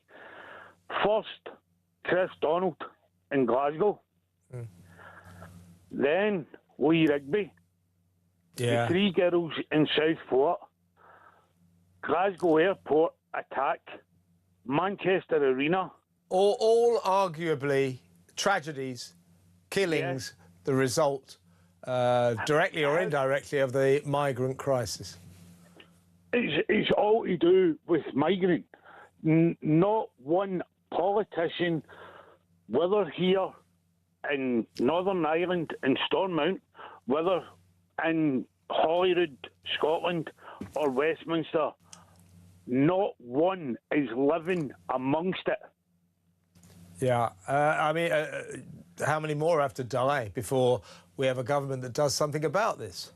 Exactly. I mean, at the end of the day, their kids aren't the one getting beheaded. Their kids aren't the one getting raped. Yeah, I know what you mean. Yeah, exactly right. They don't live in the trouble zones. They live in nice areas, a long way away from the centre of the disturbances. Alan, thanks for coming on. Great call. Call me again. It's Alan in Belfast. Let's go to Stuart in London. Hello, Stuart. Hello, Kevin. What we all saw, the scenes that went on in Belfast last night, was completely unacceptable. It's unacceptable, but I would suggest understandable and inevitable. Yeah, let me finish. Sure. Yeah, sorry, I interrupted. Sorry. I can well understand the anger. People are disgusted what's going on in this country. This is not one odd incident. We had the kid last week that was murdered. The kid's been attacked all over the country. There was another incident that happened to the other boy. There was 5 guys attacking one English kid, beating the hell out of him. Police come along. They said, oh, it's racist, it's racist. The kid looks lying on the floor being battered. You cannot believe what is going on. And, you know, the woman before that you had on said, oh, it's not the immigrants' fault. Yeah, that was her name's Nuala McAllister. She's in the Alliance Party in Northern Ireland. Is like a cross between the Lib Dems and the Green Party. And you know, all I was trying to say to her, if you were listening, Stuart, I was trying to say, well, look, you know, OK, maybe they're racists. It's all very deplorable. Of course it is. We don't condone those awful scenes. People being burnt out of their houses. Do me a favour. Of course, that was totally wrong. But she seemed to take the view that this violence last night, these riots, erupted randomly for no reason at all. And I'm going, So nothing to do with the attempted beheading on, I should say the alleged attempted beheading on Monday night. Nothing to do with the migrant crisis. No, no, no. That kind of head-in-the-sand approach from politicians is going to get us nowhere, is it? Well, that's what you get out of them all the time. And all these people saying, where she also said the point of people have been murdered by Irish people in Ireland, which is true. We have criminals of every type, sex offenders of every type. Doesn't mean we should start importing millions more, does it? That's a good point. And if these people want them so badly, why prove how wonderful and caring you are by volunteering to adopt some, take them into your home, as they're so safe and wonderful, and you pay for everything. Yeah. I mean, we've just got to stop it. And of course, we've kind of been reminded. We kind of knew about it already. But this Sudanese suspect, can't talk about the case, but we do know that he arrived here by this backdoor route via the EU, Paris, Dublin, bus to Belfast, then claim asylum. People are doing that all the time. They've got to plug that gap, haven't they, Stuart? Of course, I mean, listen. They've got no intention. What they're doing, this government, is literally importing voters. That's what it's all about. They are importing voters to vote Labour, not just now, down the line. They've got to get them citizenship first, but I think it's a long-term project. I think you're right. But that's guaranteed they will get citizenship. Yeah, that as well. But you're right. It's an underhand, long-term process. I agree with you. Stuart, listen, mate, good call, excellent call. Call me again, but I've got to move on. Stuart in London, let's talk to, again in London, Caroline. Hi, Caroline. Hi, Kevin. A couple of points I may make. The first one is, this is not our government. They are not my government because they're not doing one single thing for the British. They're doing everything to destroy us, so they're not our government. That's the first point. The second point is we're actually at war. Forget Ukraine and Iran. We're actually at war here with our government. And what's happened yesterday, I don't have words. And I know you might not agree with me, Kevin, and I haven't got all the answers, but protest isn't going to work, and I think the government want that, but we need to do something as a nation. We need to go on strike, whether that means we don't pay tax. Well, that is a process, isn't that? Is a protest. No, well, yes, but it's not. You mean a tax strike? Stop paying our taxes, yeah. Something like that. We just something major has to happen now, major, because we know that petitions, protests, writing to MPs, nothing works. They don't care. And if a country wants to destroy their own people, Dharma's doing a 100% perfect job, and it's terrifying. What terrifies me, Caroline, and I think you share my view, is, we saw unacceptable, horrible scenes in Belfast last night, but because the political class, particularly Starmer and his cabinet crew, just don't listen to people, don't listen to us. They don't listen to the people of Belfast, people of Northern Ireland who are saying we are sick and tired of the migrant crisis. And around the country, people going, are you going to do something about this? They just don't listen to us. That is a direct route to social unrest. There will be more trouble if they don't do something. The sadness is, the problem is, they probably won't do anything. Well, that's why we have to do something radical. And, if anyone has caused division in this country, it is Keir Starmer. From the minute he came out after Southport, he is a despicable piece of work. He really is. And I think that some of these people in cabinet down the road, I think they need to go to prison, because this is outrageous. And he doesn't call out what actually happened. He says it was no. He calling it out. Yeah, he extracted the migrant crisis element in his statement, as if he kind of tried to categorise what happened on Monday night as a kind of random incident of extreme violence. Oh, I won't tolerate this kind of violence on our streets, as if that was all there was to it. There was a lot more to it. Hilary Benn, the Northern Ireland Secretary, was just as bad. They're trying to extract the issues that led up to what we saw on Monday night and the problems that we have all over the country. And this gaslighting of the nation, as I say, I worry about that, because it is incendiary. If people just more and more feel that they're not being listened to, they will rise up Of course they do. That's how it goes. Caroline, I think you're right. I wish we could come up with a way of making them listen to us, making us take notice, but I'm not sure that's going to be possible. I mean, not paying tax, how do you go about that? There must be a way. There must be a way. Or we don't pay the council tax. The whole country. Yeah, then we'll get kicked out of our houses, no doubt. I mean, I absolutely take your point. And what you're stressing, though, and I agree with you, we should protest about this. We should be furious. You know, don't tell us to be calm. I'm not calm. Nobody's calm about what happened on Monday night. Nobody's calm about the migrant crisis.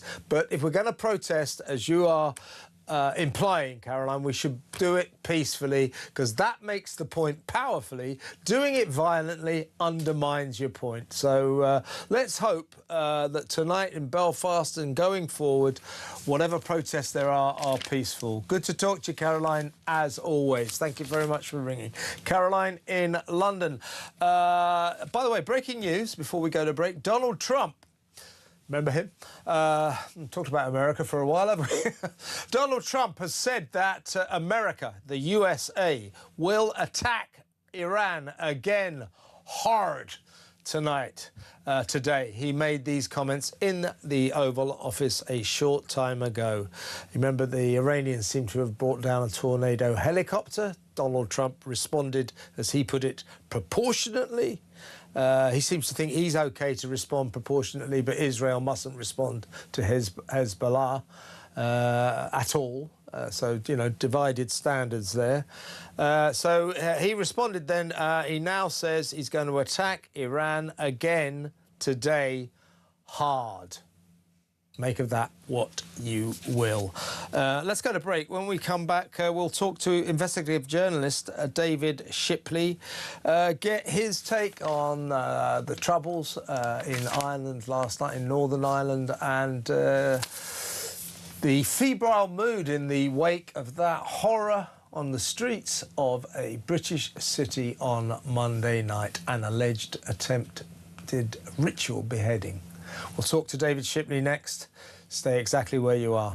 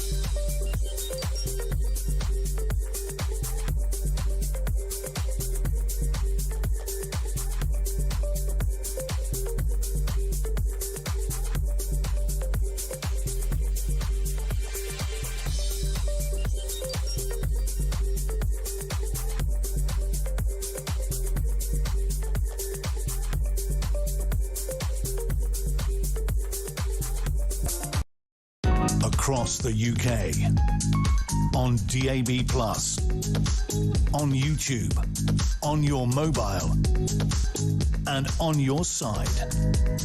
This is Talk. He's in the studio, investigative journalist David Shipley. Welcome, David. Hi.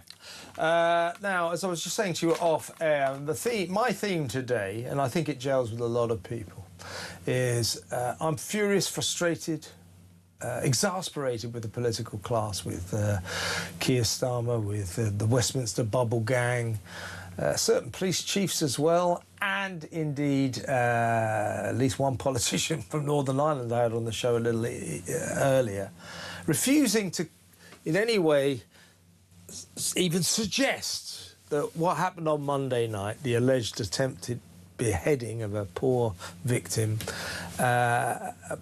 allegedly by a Sudanese migrant. Got to be careful legally, you'll understand that. They refuse to accept that's anything to do with the migrant crisis. They're not even mentioning the migrant crisis, and this is a really bad recipe, I think, for more social unrest. People are rising up in Northern Ireland. OK, we saw lots of thuggery last night, not acceptable. No one condones that, but what isn't getting mentioned is there were a lot of peaceful protests last night as well. These people are not being listened to across the country when we say, hey, Starmer, for God's sake, do something about this escalating migrant crisis. And he just looks us in our face and says, well, you're far-right racists. This obstinate attitude by the political classes calling for calm, far-right thugs, you know, unacceptable violence, it's just a recipe for more trouble, isn't it? It is. I think where we're at is that the British state, the regime, has built a system under which these kinds of horrors happen all the time. But last week we were discussing Henry Nowak. You know, there's a rape trial in Bristol, which is in the middle of concluding, where, you know, asylum seekers have been involved, I know that one, these things happen day after day after day. Those asylum seekers, by the way, they all plead not guilty, so we must wait. So forgive me, yes, the trial is ongoing. But these sorts of events are happening all the time now. And I think the really difficult thing the state has to deal with is that the whole system it's built creates these events because we are importing at scale very, very many thousands of men who we know to be very likely to be dangerous. And so these things are going to keep happening, and they've run out of arguments. We never hear any more that diversity is our strength. All we're told is that this is knife crime. Except from the King. He likes to say that. The King is obviously very conservative, he's very sort of traditional, so he sticks with diversity as our strength. But the rest of the establishment have moved on to this is knife crime. This is extreme violence, random violence. In Northern Ireland, they've been pushing some argument about anti-women violence, you know, a femicide. It's anything other than confront the reality, which is that the crimes committed by migrants are a function and a result of our migration policy. Of course they are, because crimes committed by migrants only happen because they're here. And if we didn't let them in... That's a very good fundamental point, yes. That's it, but these very simple, obvious realities are things the state will just not engage with, because if it starts to accept those, it has to accept that everything it's done for 30 years has been a disaster. Yeah, I've been making this point, if we go back to Henry Nowak, and last week the two-tier policing storm. People say, oh, this government don't listen to us when we say something that we know is going on palpably. Two-tier policing is a thing, and it's a pernicious thing, and it's widespread. So we go to Starmer and his gang, could you do something about two-tier policing? What do? It's not that they don't listen to us. They listen to us, and then they stare us in the face and say, there's no such thing as two-tier policing. Yeah. That, again, is a recipe for social unrest. They're ignoring us. They stare us in the face and say, you are wrong. That is no way to deal with this. Well, it's astonishing, isn't it? Because last week we had the PM saying that during PMQs, and this was in a week where we'd all read the documents in black and white. The guidance documents from the police say that, you know, they have to treat different ethnic groups differently. They specifically say, there's a report in the Times, that actually, even if there's different rates of offending amongst different ethnic groups, you must strive to arrest and charge at the same rate. You know, so that inherently defines a two-tier policing system. Of course, yeah. And yet, despite that, if we'd all read that, the PM stood there and said, oh, it doesn't exist. I think either he's deluded or he's just desperately trying to uphold a system which he knows is broken. Yeah, I think his delusion is sort of performative, if you see what I mean.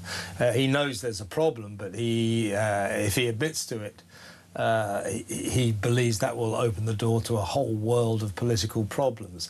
But ignoring the people or gaslighting the people, which is worse than ignoring them, is a recipe for disaster. I keep saying, of course, you kind of have to say this to the point of tedium, but of course we don't condone the violence that we saw last night in Belfast. But to go back to the political class, the Westminster Bubble Gang, the Prime Minister, the Northern Ireland Secretary Hilary Benn, what do they say? The same old claptrap. It is.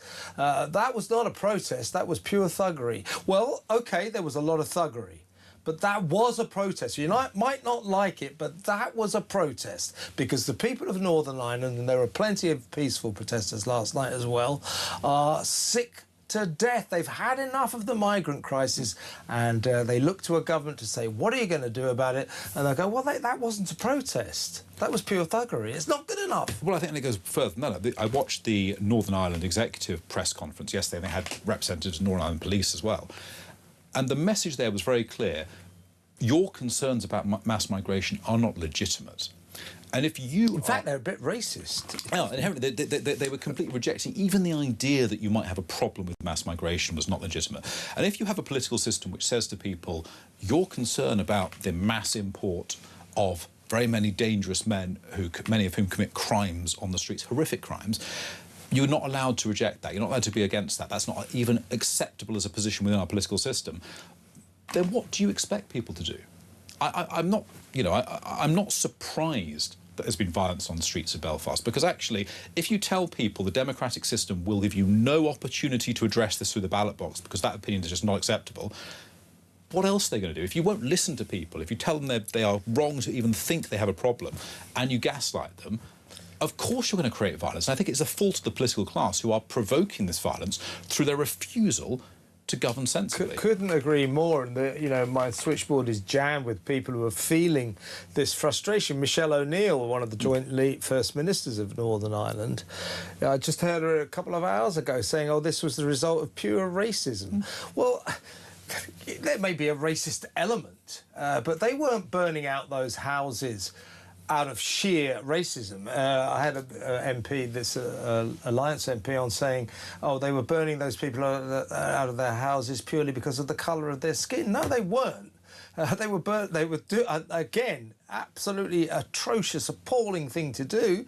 But they were doing it because they thought they were migrants, and they're sick of being inundated with migrants pouring across the border and a government that won't do anything about it. Well, indeed, and this was the other astonishing thing yesterday that I think it was Michelle O'Neill said this. She was questioned on whether Northern Ireland had a porous border with the South. And she said, this is fake news. The common travel area. Are you kidding? But I mean, the common travel area exists. This is obviously the common travel area has existed since 1922, and that allows people from Ireland and Northern Ireland to go back and forth without border checks. That's not fake news or a myth. That's just reality. Yeah. And this thing, we have this political class who are so broken by reality, I think, because if they admit reality, they have to admit they're wrong. They have to deny even the fact that the common travel area exists and means that people can travel back and forth easily, which is just ridiculous. Deny facts in front of our face. And they also, Michelle O'Neill is a particular proponent of this, it's the calls for calm. We call for calm. We call for calm. Calm, I mean, somebody, I have to say the word alleged, but we know what happened on Monday night. Allegedly, somebody tried to behead someone in a ritual manner with a kitchen knife, allegedly, on Monday night on the streets of a British city. Calling for calm after something like that is frankly ludicrous. It is, and there's this strange insistence that the only acceptable response is sort of a passive sadness, as if anger is wrong. We had this last week when Nigel Farage spoke about cold rage, and actually, it's OK to be angry.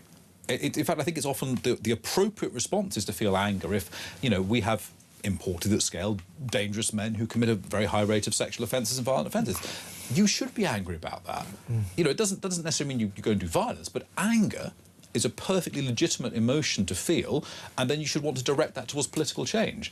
What the system wants is for us to just treat it as an isolated incident, do nothing about it, and then forget about it, move on. Well, I had Brendan O'Neill on yesterday, who I got him on because he posted something on Instagram after the horror in Belfast on Monday night saying, are we allowed to feel pure cold rage yet? And I had him on and I said, well, I can answer that question for you, Brendan. No, we're not allowed to feel cold, pure rage. And in fact, our political elites, our ruling political Westminster classes, demonise us for this. For being outraged, for being furious, they think of us as lesser beings, that we're doing something wrong. Again, they're trying to police our feelings, our emotions. Not right.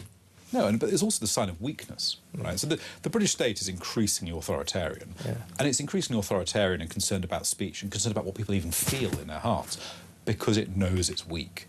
It's struggling to sustain this multicultural society. It's dealing with increasing violence, increasing crime, increasing unrest, and it doesn't know what to do. And that weakness is why I think it is sort of lashing out in this rhetorical way, because it doesn't actually have the power to to fix things. I think you're exactly right. And going back to the sort of two-tier justice, there's a special privilege granted to rioters, like the rioters last week over Henry Novak in Southampton. Indeed, the rioters last night in Belfast are going to get a taste of this pretty quickly. Some people have already been arrested. So rioters last week in Belfast, I think there were 2 yesterday, are already in jail. They have been charged, tried, and they're in prison. So this is the state going, well, the one thing we won't have is you rioting, you rising up against us, and therefore we're going to come down on you like a ton of bricks, like they did after Southport, that obscenely disproportionate imprisoning of people, putting a few nasty words on Twitter and Facebook, that kind of thing. And OK, you know, it should be discouraged, but I'm not sure we should have a two-tier system like that. And secondly, here's the deal, David, it doesn't work. It isn't a deterrent. We saw that last night. I mean, the people rioting in Southampton were well aware of what happened in Southport. So this hardline deterrent is a waste of time, really. Yeah, I think it's interesting as well to contrast the treatment of the people around the Southport uprising, for example, with the fact that in the last 6 months we've had multiple cases where migrants who are facing charges for sexual assault and rape have no shown at their trials because they were not, in fact, on remand, they were on bail. And the cases that we choose to bail are quite revealing as well, I think. Is it deterring? No, and I think, you know, you're noticing in Northern Ireland as well, the men out there took care to wear masks, wear hoods, all wear dark clothes. They were clearly not allowing many photos or films to be taken, and they're very conscious of not being identified. And there have been 3 arrests, but given the scale of the violence last night and the burnings, that seems pretty low. So it does appear that in some cases, British people who are rising up against the state are developing approaches to make them safer against the state. But that, in terms of the lightning fast justice dealt out to rioters, there you got it, right there. Two-tier justice. If I'm awaiting trial for, I don't know, robbery or something, I'll wait 2 years. If I go out on the streets of Southampton or Belfast and riot, I'm in jail in a week's time. That is two-tier justice. It is. I do sort of understand why the state does it, because fundamentally, if it allows rioting at large scale, it's over. I get that, but it doesn't work, though. I don't think it is. I think these are desperate last-ditch measures of a state which is fundamentally failing and dying, and it is doomed. It's just about now, really, how it's replaced, and hopefully in a sensible, democratic way. David Shipley, great to have you on the show. Please come on again. That's investigative journalist David Shipley. Let me know what you think about what he was saying. 03444991000. We're going to take a break from all of this news. We're going to talk about sport next with our friends at The Sun. So stick around for that.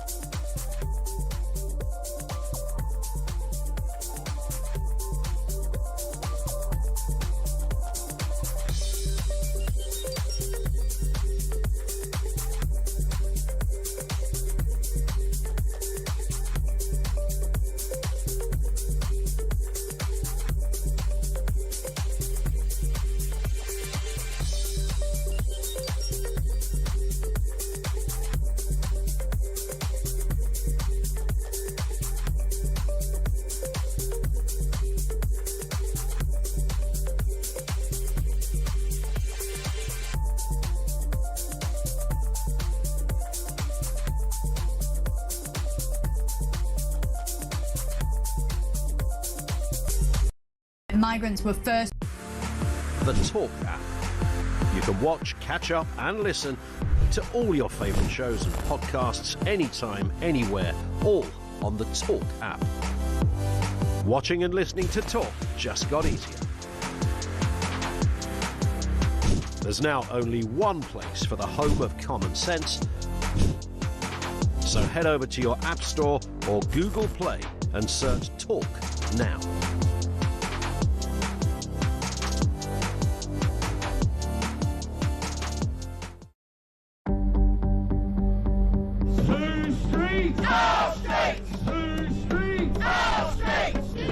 I've got some breaking news here. The Crowborough Army Training Camp could hold male asylum seekers all the way until 2030. Good. After the Home Office claimed it would only be for 12 months. Not much ambition involved in that, is there, in terms of solving the migrant crisis? Absolutely, and the way that the Labour government gaslit the public when the migrants...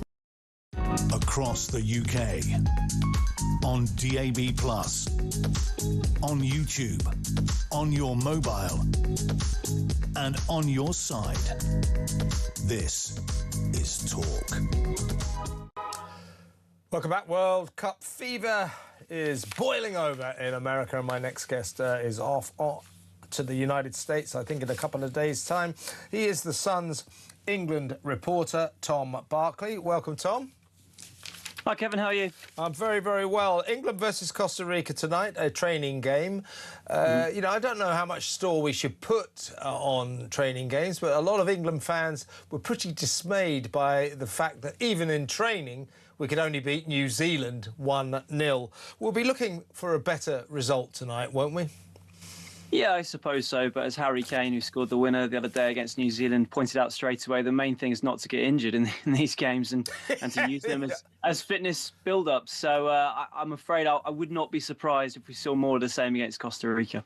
Yeah, I'm sure. Yeah, let's be reasonable about that. Now, the first match of the World Cup happens tomorrow. Mexico versus South Africa in Mexico City. 8 p.m. kickoff here, I believe. So we get going. Who will win that out of interest? Mexico? I think Mexico look in better form than South Africa, and they've got probably better players, albeit most of their best players are slightly on the older scale. Their goalkeeper, Guillermo Ochoa, is set to be the first player, I think, to play in 6 major tournaments. He's 40, and then Raul Jimenez, their centre forward, who's just left Fulham on a free transfer, he's 35. This is actually a flip of the first game of the 2010 World Cup, which South Africa hosted. They played against Mexico, but they haven't actually been at the World Cup since hosting it back in 2010, so 16 years. So, yeah, there's obviously been so much build up to this tournament. It's going to be very exciting to see it all begin and see how it goes down. Well, I'm a Fulham season ticket holder, so I can warn Mexico you're unlikely to get any goals out of Raul Jimenez. But good lad. Had a good season, didn't he? It was all right, you know. He's one of those 10 goals if you're lucky, 10 goals a season guy. He's a good hand. Let's be fair. Now, in 1 week's time, 17th of June, England play their first match official, don't they, against Croatia. Before we get your general view on our prospects, that game in particular, Croatia aren't quite the force that they usually are this World Cup, are they? Well, let's wait and see. But like Mexico, the players that everyone knows and recognises are the ones that have been doing it for over a decade and plus now. You know, Luka Modric, talking 40-year-olds with Ochoa for Mexico. He's also 40, going into his 6th major tournament, and he'll still be the main man for England to face. And I think, given the quality of players that England have got, they should be looking to win all 3 of these games, really. And tonight's game against Costa Rica was a final warm-up game, but it will give us a bit of an insight into a couple of the decisions, the slight headaches perhaps that Thomas Tuchel has ahead of the first game against Croatia. Will he pick Jude Bellingham over Morgan Rogers, or will he pick Rogers over Bellingham? Will he go with John Stones after he's barely played this season due to injury? That might be a few indicators tonight over that. Indeed. So you'll be off to Dallas, will you, to cover the England progress? Yep. You lucky thing. What about Scotland? They've got Haiti first. I mean, they must fancy that. Yeah, I mean, although Haiti beat New Zealand 4-0 the other day, which is obviously not... Which is better than we did.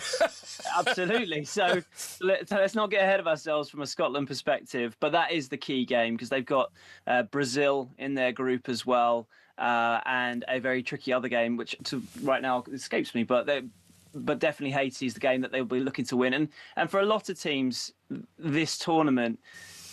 there is a good chance that if you win your first game, you will get through to the knockouts. A lot of the third place teams should get through. So certainly, if they can go and beat Haiti, which most people would be expecting. They've got Morocco as well as the other thing. They've got Morocco. That's the other. Yeah, Morocco obviously a very good team as well, some very good players. So absolutely critical that Scotland get off to a good start against Haiti. So you're off to Dallas, where the England lads are. You must have some inside info. What's the mood in the camp? And another tricky question for you. How do you rate our chances? How far are we going to get? Well, regarding the mood in the camp, as you can tell, I'm still in the UK. I'm flying out on Friday to Kansas, which is where they're mainly, but they're going to be based throughout this tournament. They're going to each game wherever it's being hosted, as you mentioned, Dallas for the first Croatia game, but then they're going back to Kansas, then to Boston, then back to Kansas, then to New Jersey, then back to Kansas, and then we'll see where we go from there. So it's a lot of flying, both for the team and also for us journalists.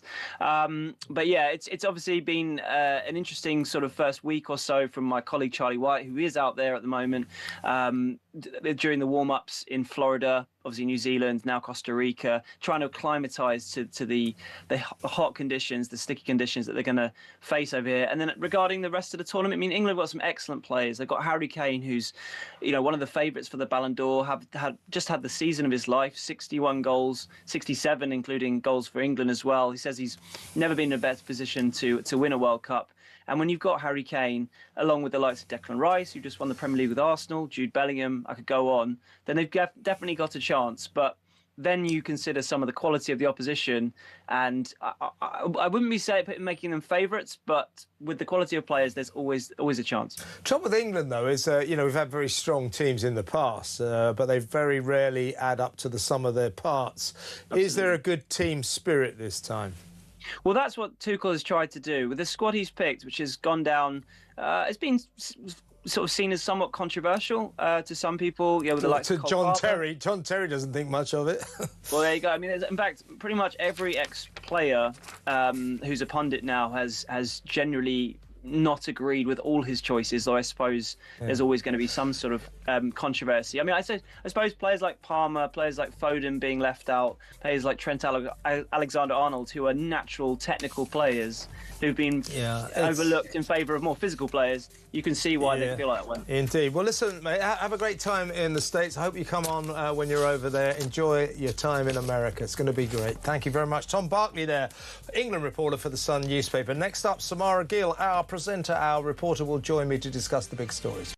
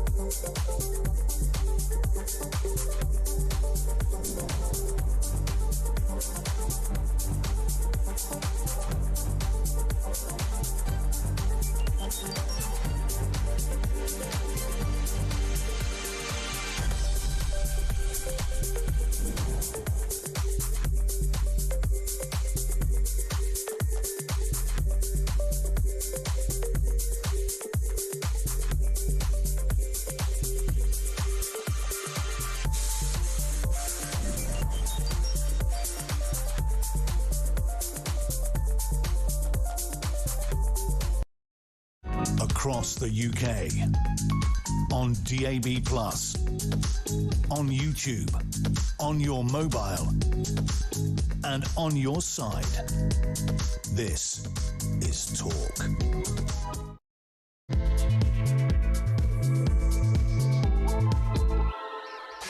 Welcome back. This is the final hour of another extremely eventful drive time show. We've been focusing for 2 hours now, and we'll continue to focus on the horror in Belfast and the unrest there.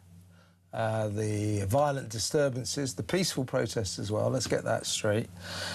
Following that, we'll have to be careful here now, that alleged attempted beheading on the streets of Belfast on Monday night, allegedly by a Sudanese migrant. Let's talk to Talk presenter, Talk reporter, Samara Gill. Welcome, Samara. Hi, Kev. Listen, you know, I've been banging this drum all show. People in Northern Ireland are furious. People across the country are furious. Something happened on Monday night that we feel, as a nation, I think millions of us feel, that's got to be the tipping point for the government to finally sit up, listen to us and do something about this crisis that they have helped to cause, the migrant crisis. Of course, it's mainly down to the Tories, 14 years of chaos, their hopeless policies allowing millions of migrants to come here, but the Labour Party have made it worse. Their approach to it is entirely performative, and we now say, after what happened in Belfast the other night, come on, do something. And they're not listening to us yet again. This is a recipe for more trouble, isn't it?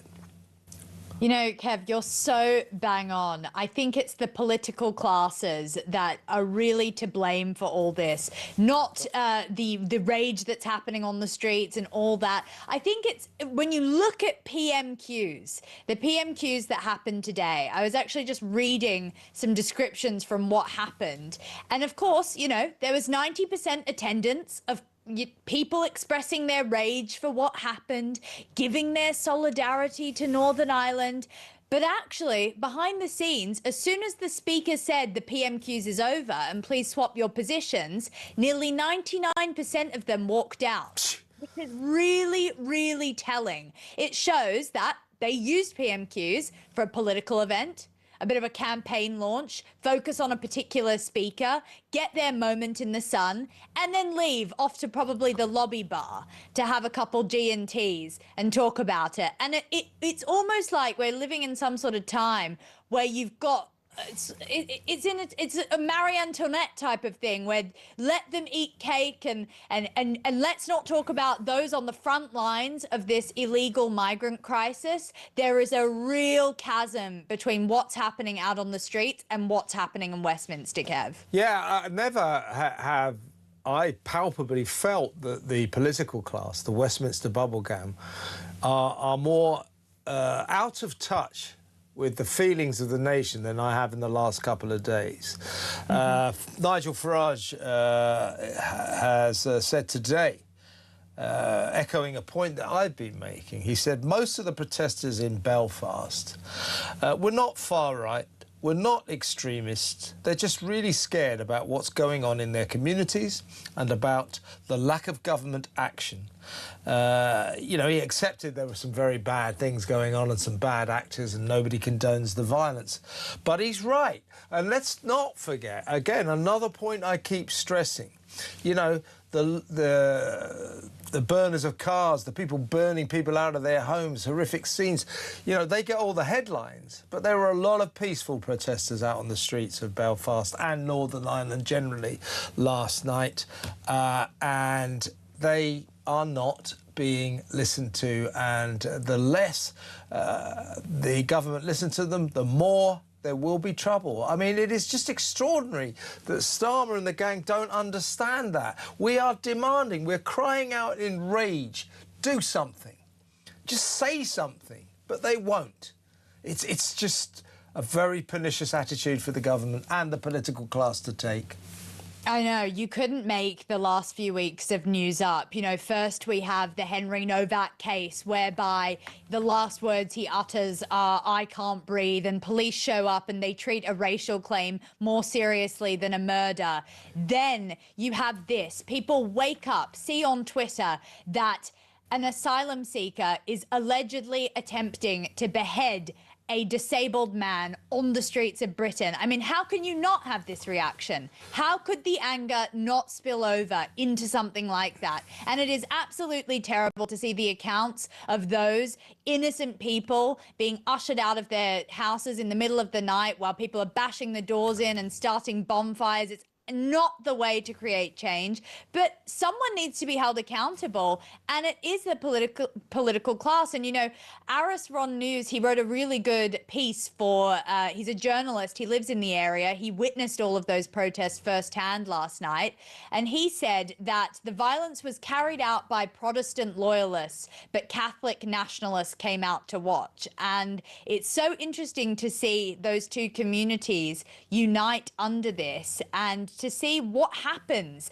when there is so much. I mean, you've got Jonathan Hall KC coming out today, and he's the someone anti-terrorist czar. Yeah.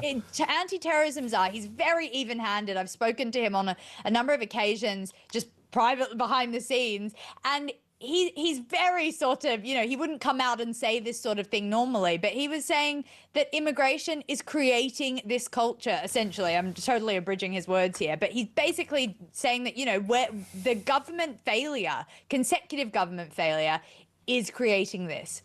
And, you know, we say, you know, it's clearly logical and obvious that what happened on Monday, depending on your worldview, was either a direct result of the migrant crisis or an indirect result of the migrant crisis. That guy is from Sudan. You know, so if we didn't have people breaking through our borders, he wouldn't be here. He's clearly the type of person who should never have been here, shouldn't have been allowed in. So it was because of the migrant crisis. A nation cries out in rage and says the migrant crisis is turning our streets into scenes of primitive barbarism. Now what are you going to do about it? And they don't even mention the migrant crisis element. Starmer just going, oh, sorry, unacceptable violence I will not tolerate.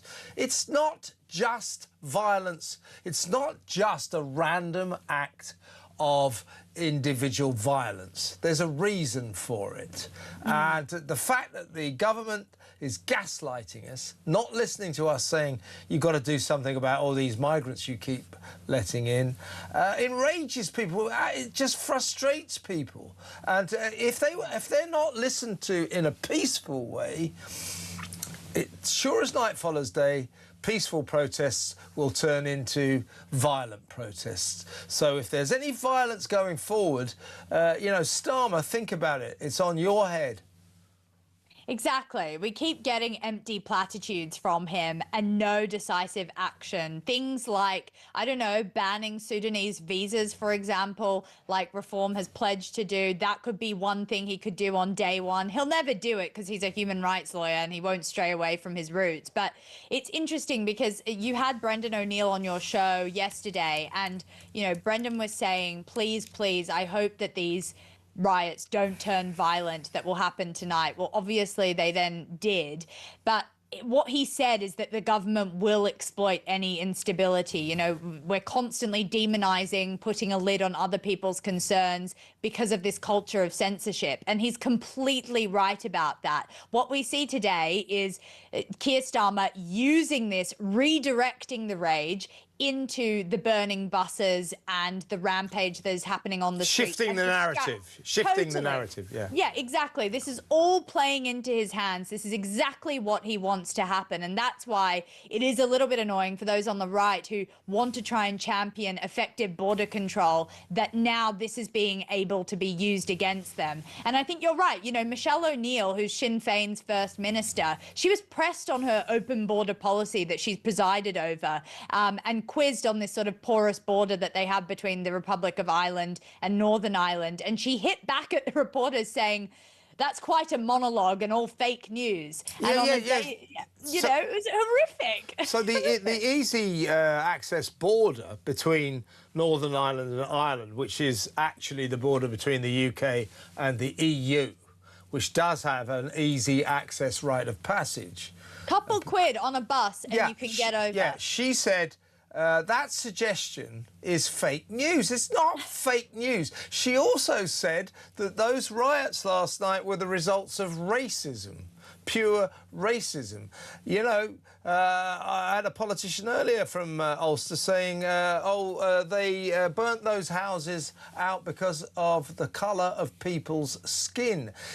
OK, there may be a racist element to it, but it isn't just because of the colour of their skin. It's because they're migrants who are being let into this country in great numbers far too easily. The accused, the suspect in this horrific case, arrived here in February 2023 by a bus from Dublin straight into Belfast, immediately claimed asylum, and what is it, 6-7 months later, September, he's granted indefinite leave to remain. In other words, very few questions asked.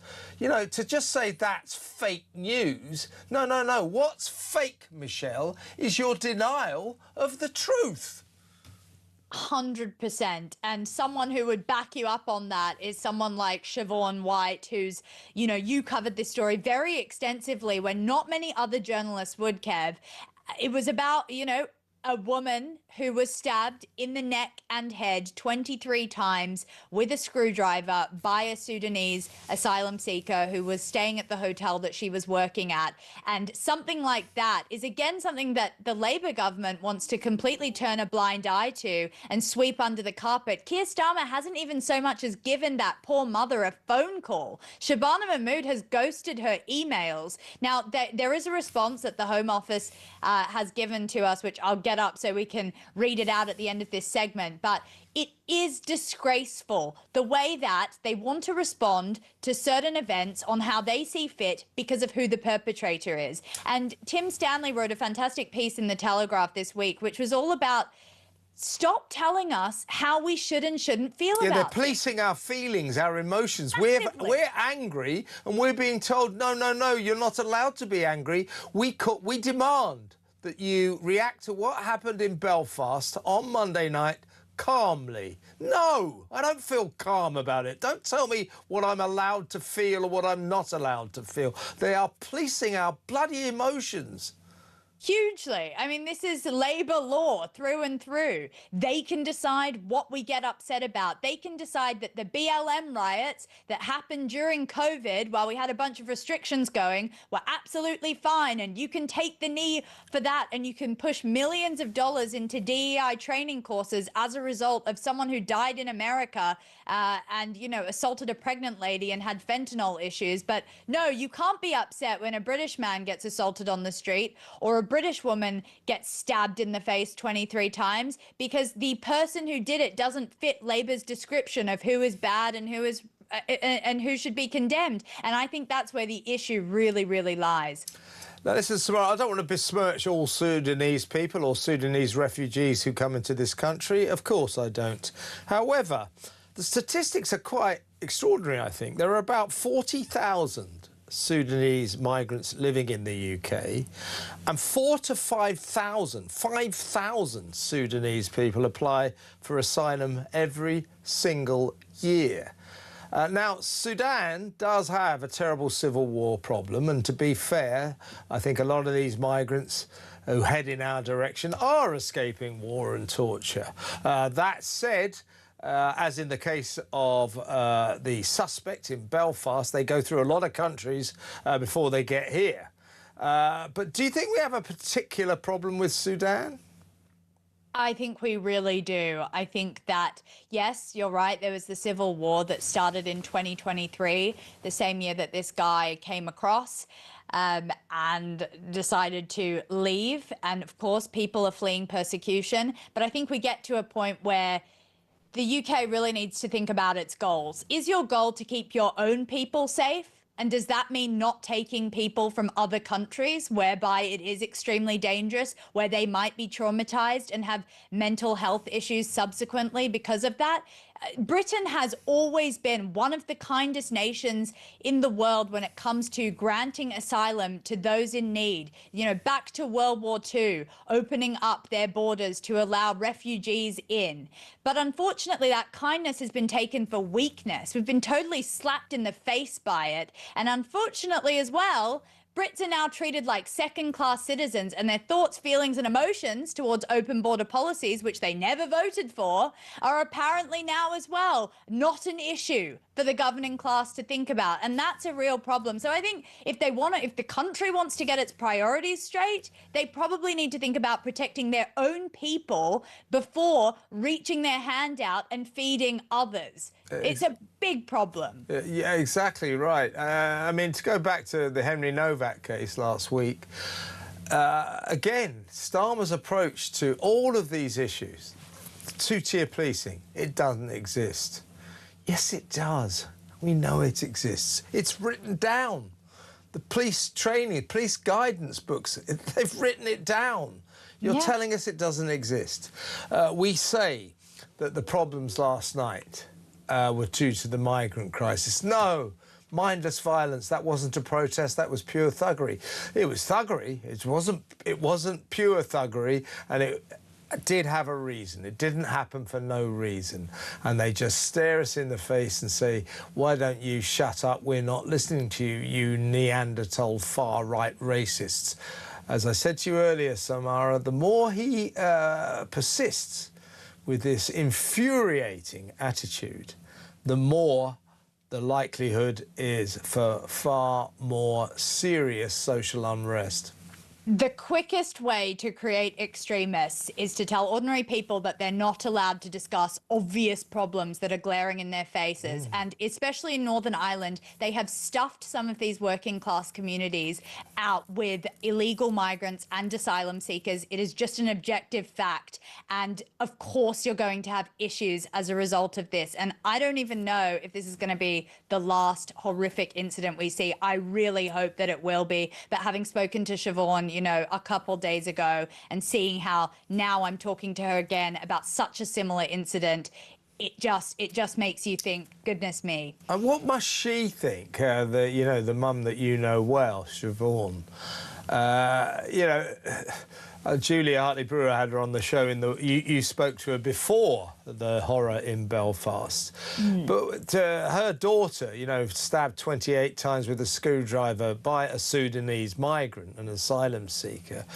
What must she feel, that mum, when she sees a Sudanese migrant at the centre of another alleged act of extreme violence? What must that poor lady think? I mean, you know her, you're going to speak to her again, but what must she think? It's these cases of abject state failure that I do really I can't even empathise, because I can't even understand how she goes on and how she treads on and does her day to day. I've been talking with her. She's having some very dark days mentally, especially being re-traumatised by this attack that obviously she's had to witness online a video of. But it's a very, very good question. She wants really basic things. She's been calling out for something put in place called Rhiannon's Law, which is... She's very empathetic, by the way. She actually doesn't want any ban on Sudanese migrants. She doesn't even want a ban on asylum seekers, which is quite crazy, because if it was my child that had happened to, I don't know if I'd have the same sort of grace. But she wants essentially tagging of all illegal migrants. I've got it written here. She wants some tests to ascertain their health status, because the Sudanese migrant who killed her daughter had untreated HIV, which he is now getting NHS paid for treatment in his jail facility. So that's nice to know where your taxpayer dollars are going, everyone. And she basically just wants curfews on these migrant hotels. That's all she wants. She wants very basic things. I'll tell you what, she's not getting them. I'll tell you what, Samara, just some kind of announcement, something to make us believe that this government is vaguely listening and at least understands they've got to do something. But they're not, or if they're listening, but they're ignoring us, and they're not going to do anything. And, you know, it's very dangerous, this attitude, and let's hope there's no more trouble, but I think that's a bit of a forlorn hope. Samara, as always, fantastic to have you on the show. Thank you so much for your time. That's Samara Gill, my former producer, now brilliant talk presenter and our ace reporter. Next up, we're going to talk to a politician from Ireland. You tend to say, oh, it's from Southern Ireland. No, you can't say that. This is a politician from Ireland, as opposed to Northern Ireland. We'll get his view on this porous border between Ireland and Northern Ireland, which in effect is the border between the EU and the United Kingdom. We'll talk about that next. Stay where you are.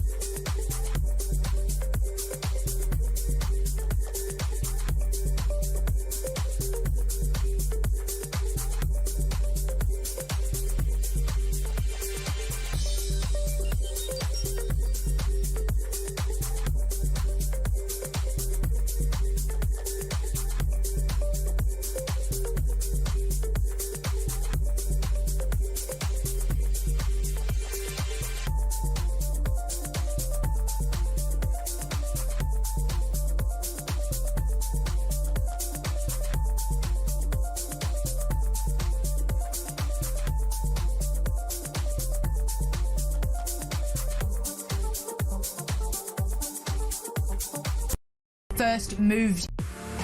The Talk app. You can watch, catch up and listen to all your favourite shows and podcasts anytime, anywhere, all on the Talk app. Watching and listening to Talk just got easier. There's now only one place for the home of common sense. So head over to your App Store or Google Play and search Talk now.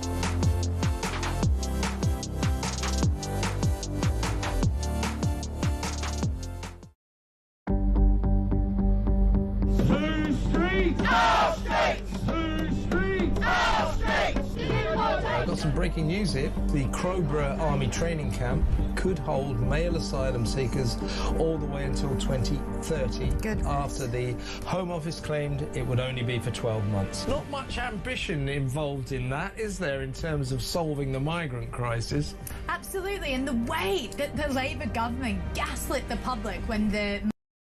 Across the UK, on DAB+, on YouTube, on your mobile, and on your side. This is Talk.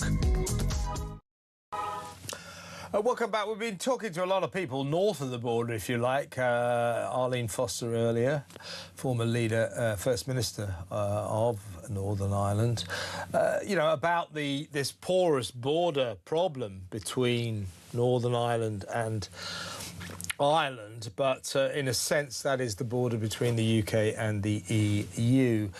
So we thought we should get the view from south of the border. So let's speak to the leader of the Ain2 party, Peadar Tóibín.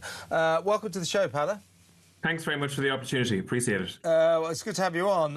What is your view on this border? I mean, incredibly, earlier today, Michelle O'Neill, one of the joint First Ministers of Northern Ireland, when challenged by a journalist at a press conference about, well, we've got a problem, haven't we, that migrants are coming into Dublin or into Ireland, getting on buses and just breezing into Northern Ireland and then claiming asylum in the UK. This is a lapse border or an easy access border. And she just said, no, that's fake news. I would suggest, Padda, that what is fake news is what she said. You've got a problem with that border, haven't you?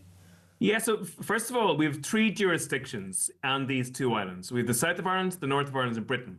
And right now, because of the common travel area, people can move pretty much in any one of those jurisdictions at any time. And as a result, the government do not know how many people are moving from one jurisdiction to other. Your government, for example, does not know how many people are moving from Britain to the north of Ireland and to the south of Ireland. And actually, the major movement of people currently is that pattern. It's Britain, north, into the south. And vice versa, there are people moving the other direction and nobody knows. So we have to make sure that some border is fixed and there is some border where there's a check. But people might say that that border should be between Ireland north and south. But I would put it to you that's just impossible to make that into a hard border. There are 270 roads. There are about 30,000 fields. So you would have to police all of that to make sure that you could check whether or not people are moving back and forth. But on the other hand, there's only about 5 or 6 ports in the north of Ireland that deal with Britain. So you could just deal with 5 or 6 ports in relation to the movement of people from between Britain and the north of Ireland. And then you've got control over what's happening in the 2 jurisdictions. Then you've got accurate information in what's happening in the 2 jurisdictions. And actually, we've already accepted that logic in terms of the movement of goods. Because you'll remember after the Brexit and after the Windsor framework, both the European Union and Britain and Ireland said, OK, we can't police the north-south border for the movement of goods, so let's make the border in the Irish Sea. And now when products are moved from Britain into the north of Ireland, they're checked and vice versa back and forth. That is the solution to this issue. And I'm surprised that the political establishment in London hasn't copped on to this sooner, because it's in Labour's, the Tories and even Reform's interest to make sure they know who's moving back and forth between the 2 islands. And unless you put that border along the Irish Sea, you're always going to have a back door that's swinging wide open. Good point. Well, Padda, you'll understand we have to be slightly careful due to legal restrictions because this Sudanese guy has now been charged. But we can talk about his route into Northern Ireland via Dublin. Is it true, is it the case, people have told me, that because of, your country, your great country is a member of the EU, it has to receive a quota, it has to accept a quota of migrants from the continent? Yeah, so this week we have what's called the EU Migration Pact coming into operation. So that's a pact in which, unfortunately, our government signed up to. And what that means is it is a pact it seeks to redistribute migrants from other European countries such as Italy, Spain, Greece, countries that are under pressure in terms of the movement of people across the Mediterranean. And the idea is that other European countries have to take numbers in solidarity with them. So as a result, Brussels will now determine figures of numbers of individuals who will come into this state, which again will affect Britain, because remember, once a person lands in this part of the world, once a person lands in Dublin or in Cork or in Shannon, they have easy access to Birmingham and London and Glasgow, and that's the problem, and that's because of the common travel area.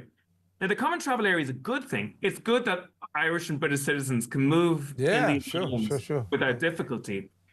But under our proposal, an Irish citizen or a British citizen will still be able to move between the 2 islands. They'll just need a driver's license or a passport to do so.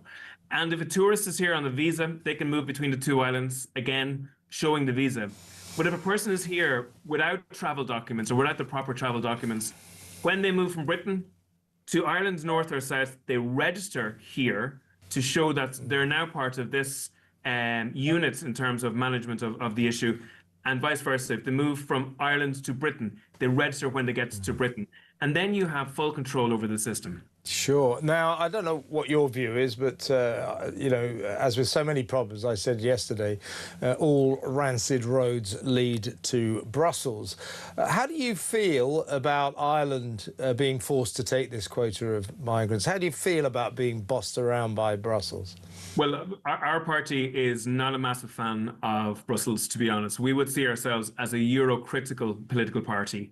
You know, there's my vote then. Well, listen, there are benefits. The original European Union, the original EEC, had a lot of economic benefits, a lot of trade benefits, etc. But unfortunately, Brussels has gone far too invasive when it comes to politics. And Brussels is now it's trying to develop into a federalized state where Brussels determines what's happening in each country. And actually, we as a party believe that's wrong.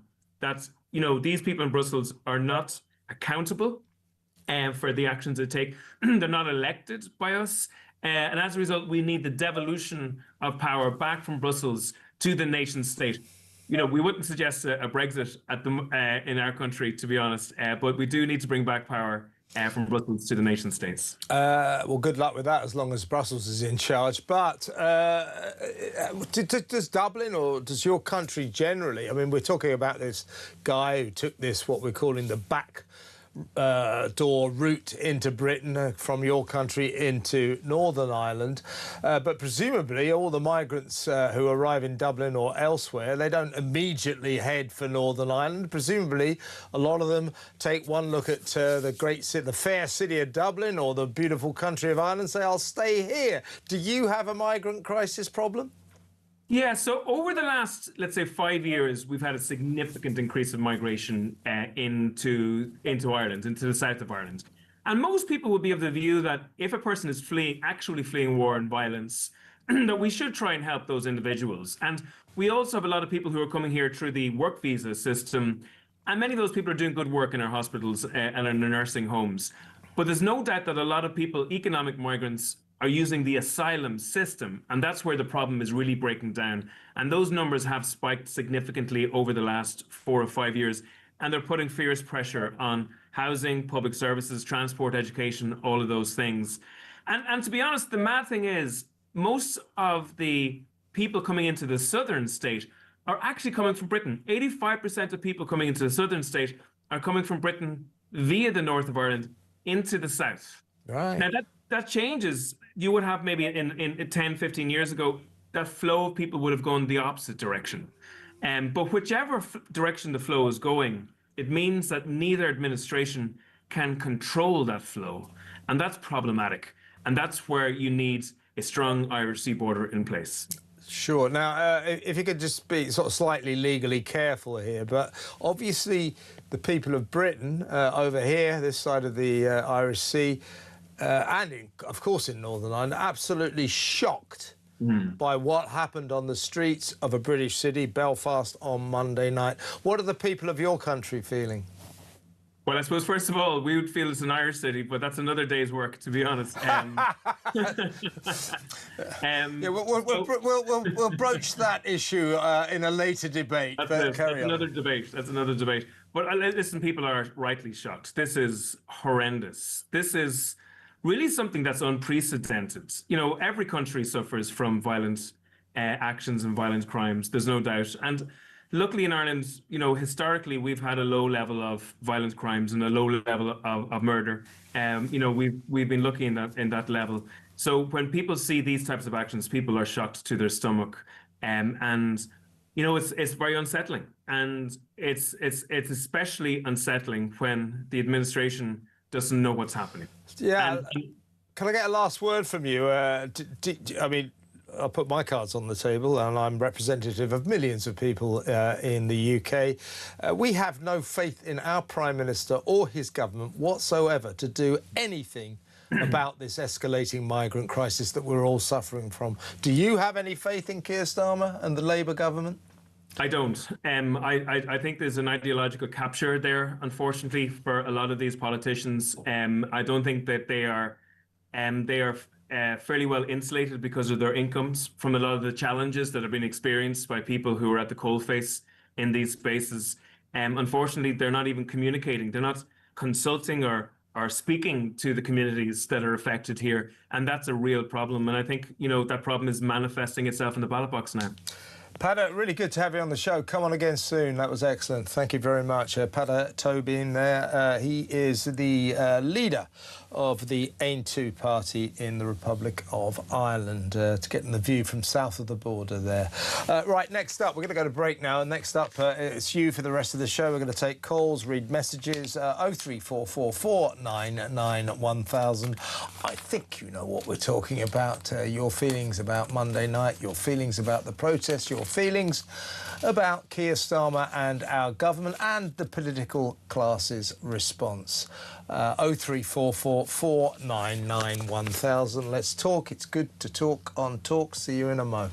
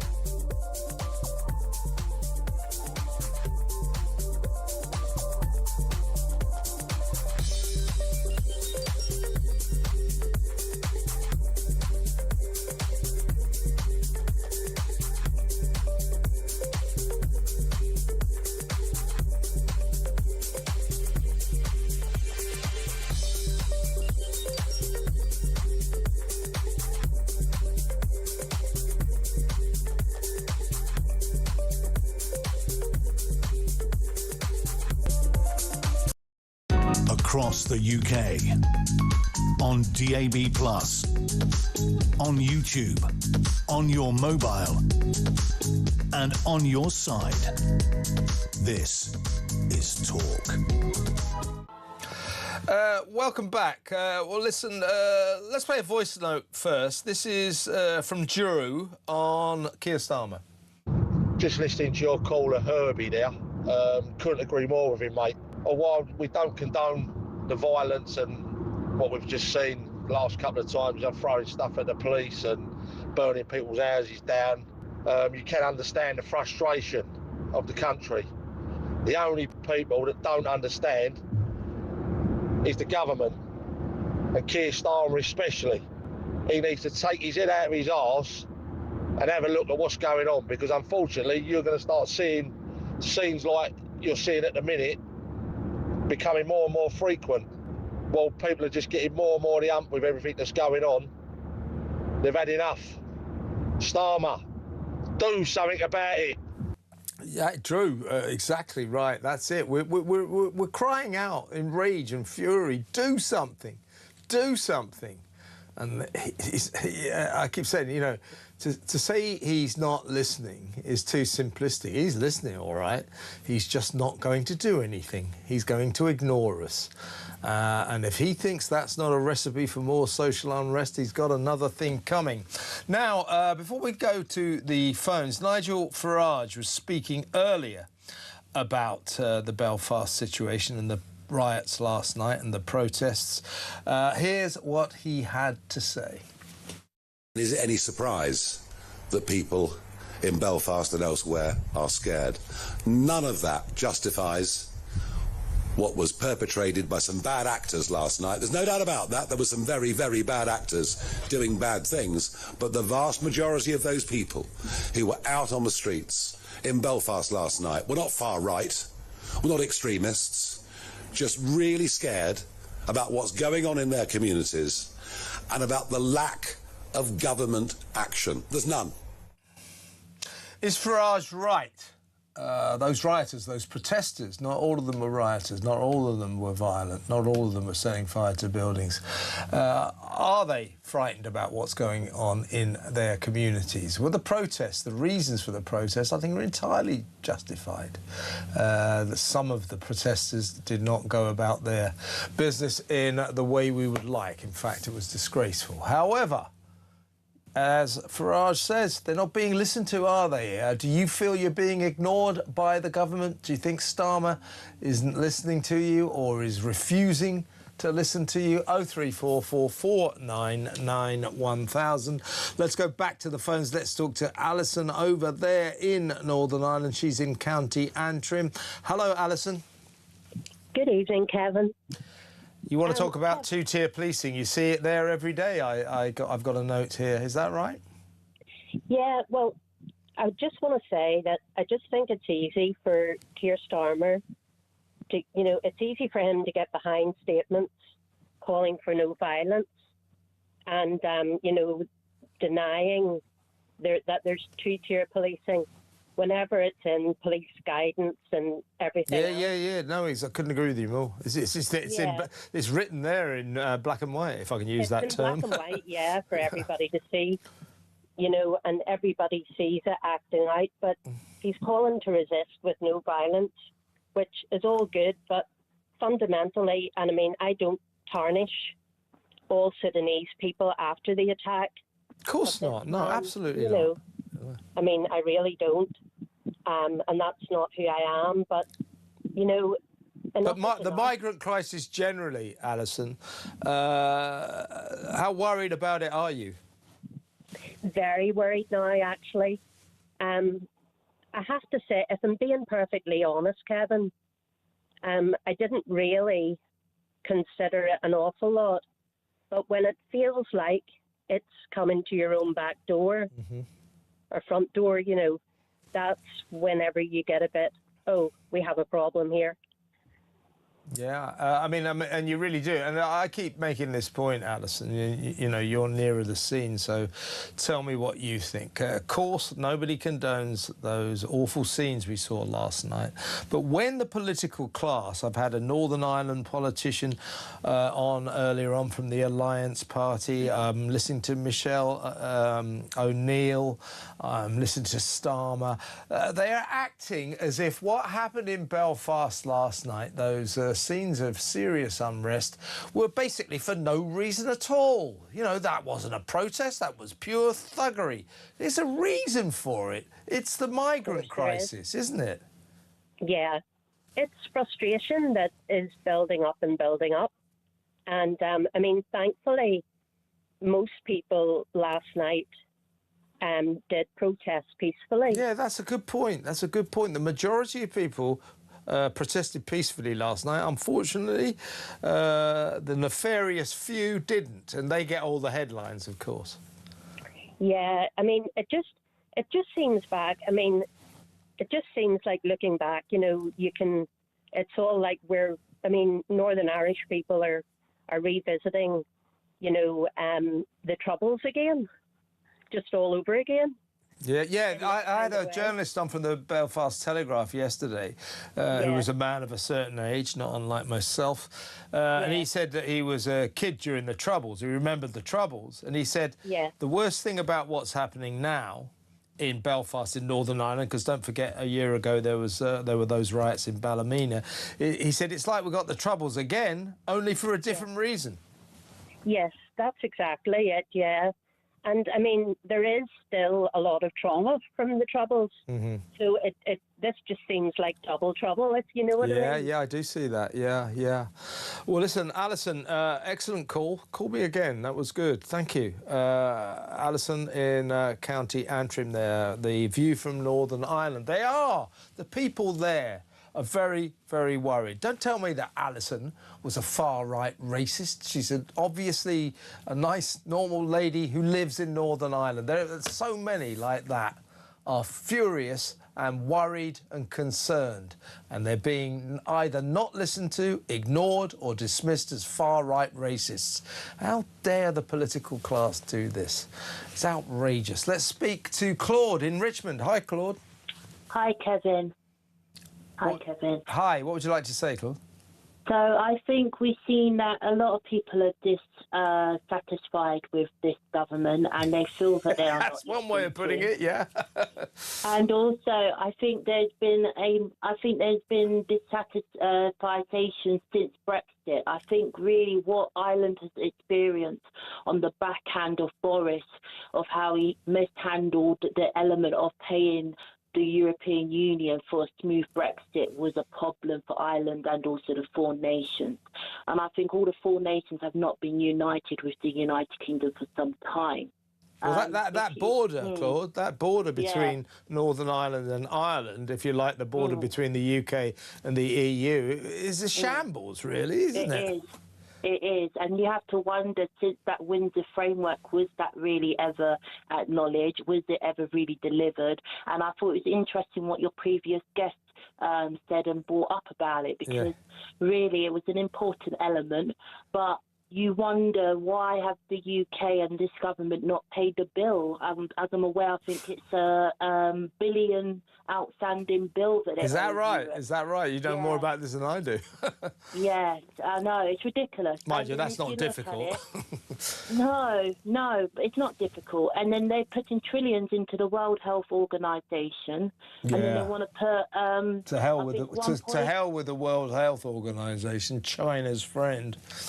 Costing the UK Alarmists. a lot, isn't it? Yeah, they're costing the UK a lot. Yeah, absolutely. I think Ireland needs.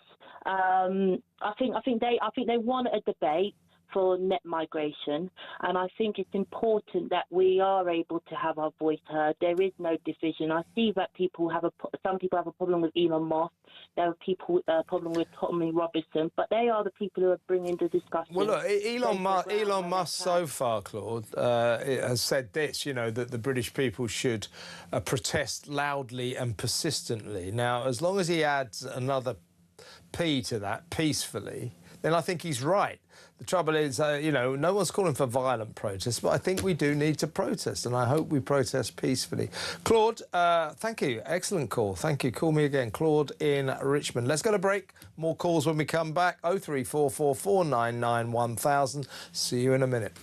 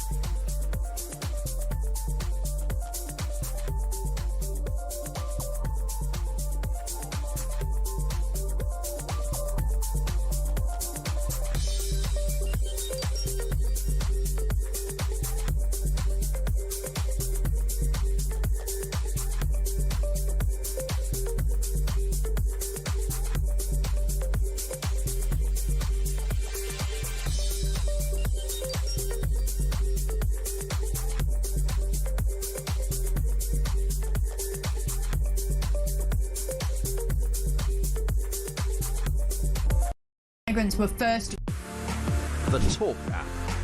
You can watch, catch up and listen to all your favourite shows and podcasts anytime, anywhere, all on the Talk app. Watching and listening to Talk just got easier. There's now only one place for the home of common sense. So head over to your App Store or Google Play and search Talk now.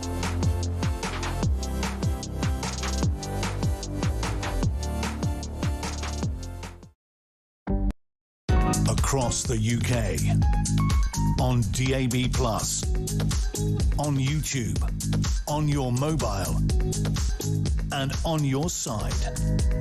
This is Talk. Welcome back. Peter Cardwell will be in a little while to tell you what he's got lined up for you from 7 p.m. until 10 p.m, the evening exchange. So looking forward to talking to Peter. He, of course, will have a better handle on the mood in Northern Ireland than I do, because he's from there. So we'll talk to Peter in a minute. Before we go to the phones, this is Martin sent me this. He said, hi, Kev, it takes hours to get through border control at Charles de Gaulle Airport. That's in Paris, of course. Can you bypass it if you get a bus to Dublin and fly from there? I suppose so, but when you say it takes hours to get through border control, that may well be between Britain and France, Paris, as it were, because we're not in the EU. See, so it may well be that it's a lot easier to go from Paris to Dublin than it is to go from Paris to London, because Dublin, Ireland is in the EU, and we're not. You see what I mean?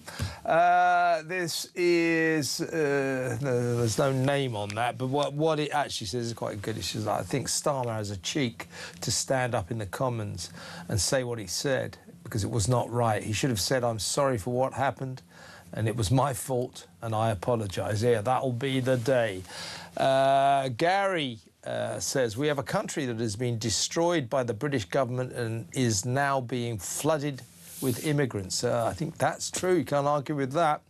And Leanne writes in saying, afternoon, Kev. I just cannot find a shred of sincerity in Starmer's statements, and the way he changes his tone at the drop of a hat is infuriating. Also, did anyone notice Rachel Reeves barely moved and looked like she was crying again? Feeling the pressure, eh, Rach? Yeah, crybaby Reeves. our tearful Chancellor of the Exchequer. If she's crying about the economy, what about the rest of us? We're weeping, we're sobbing.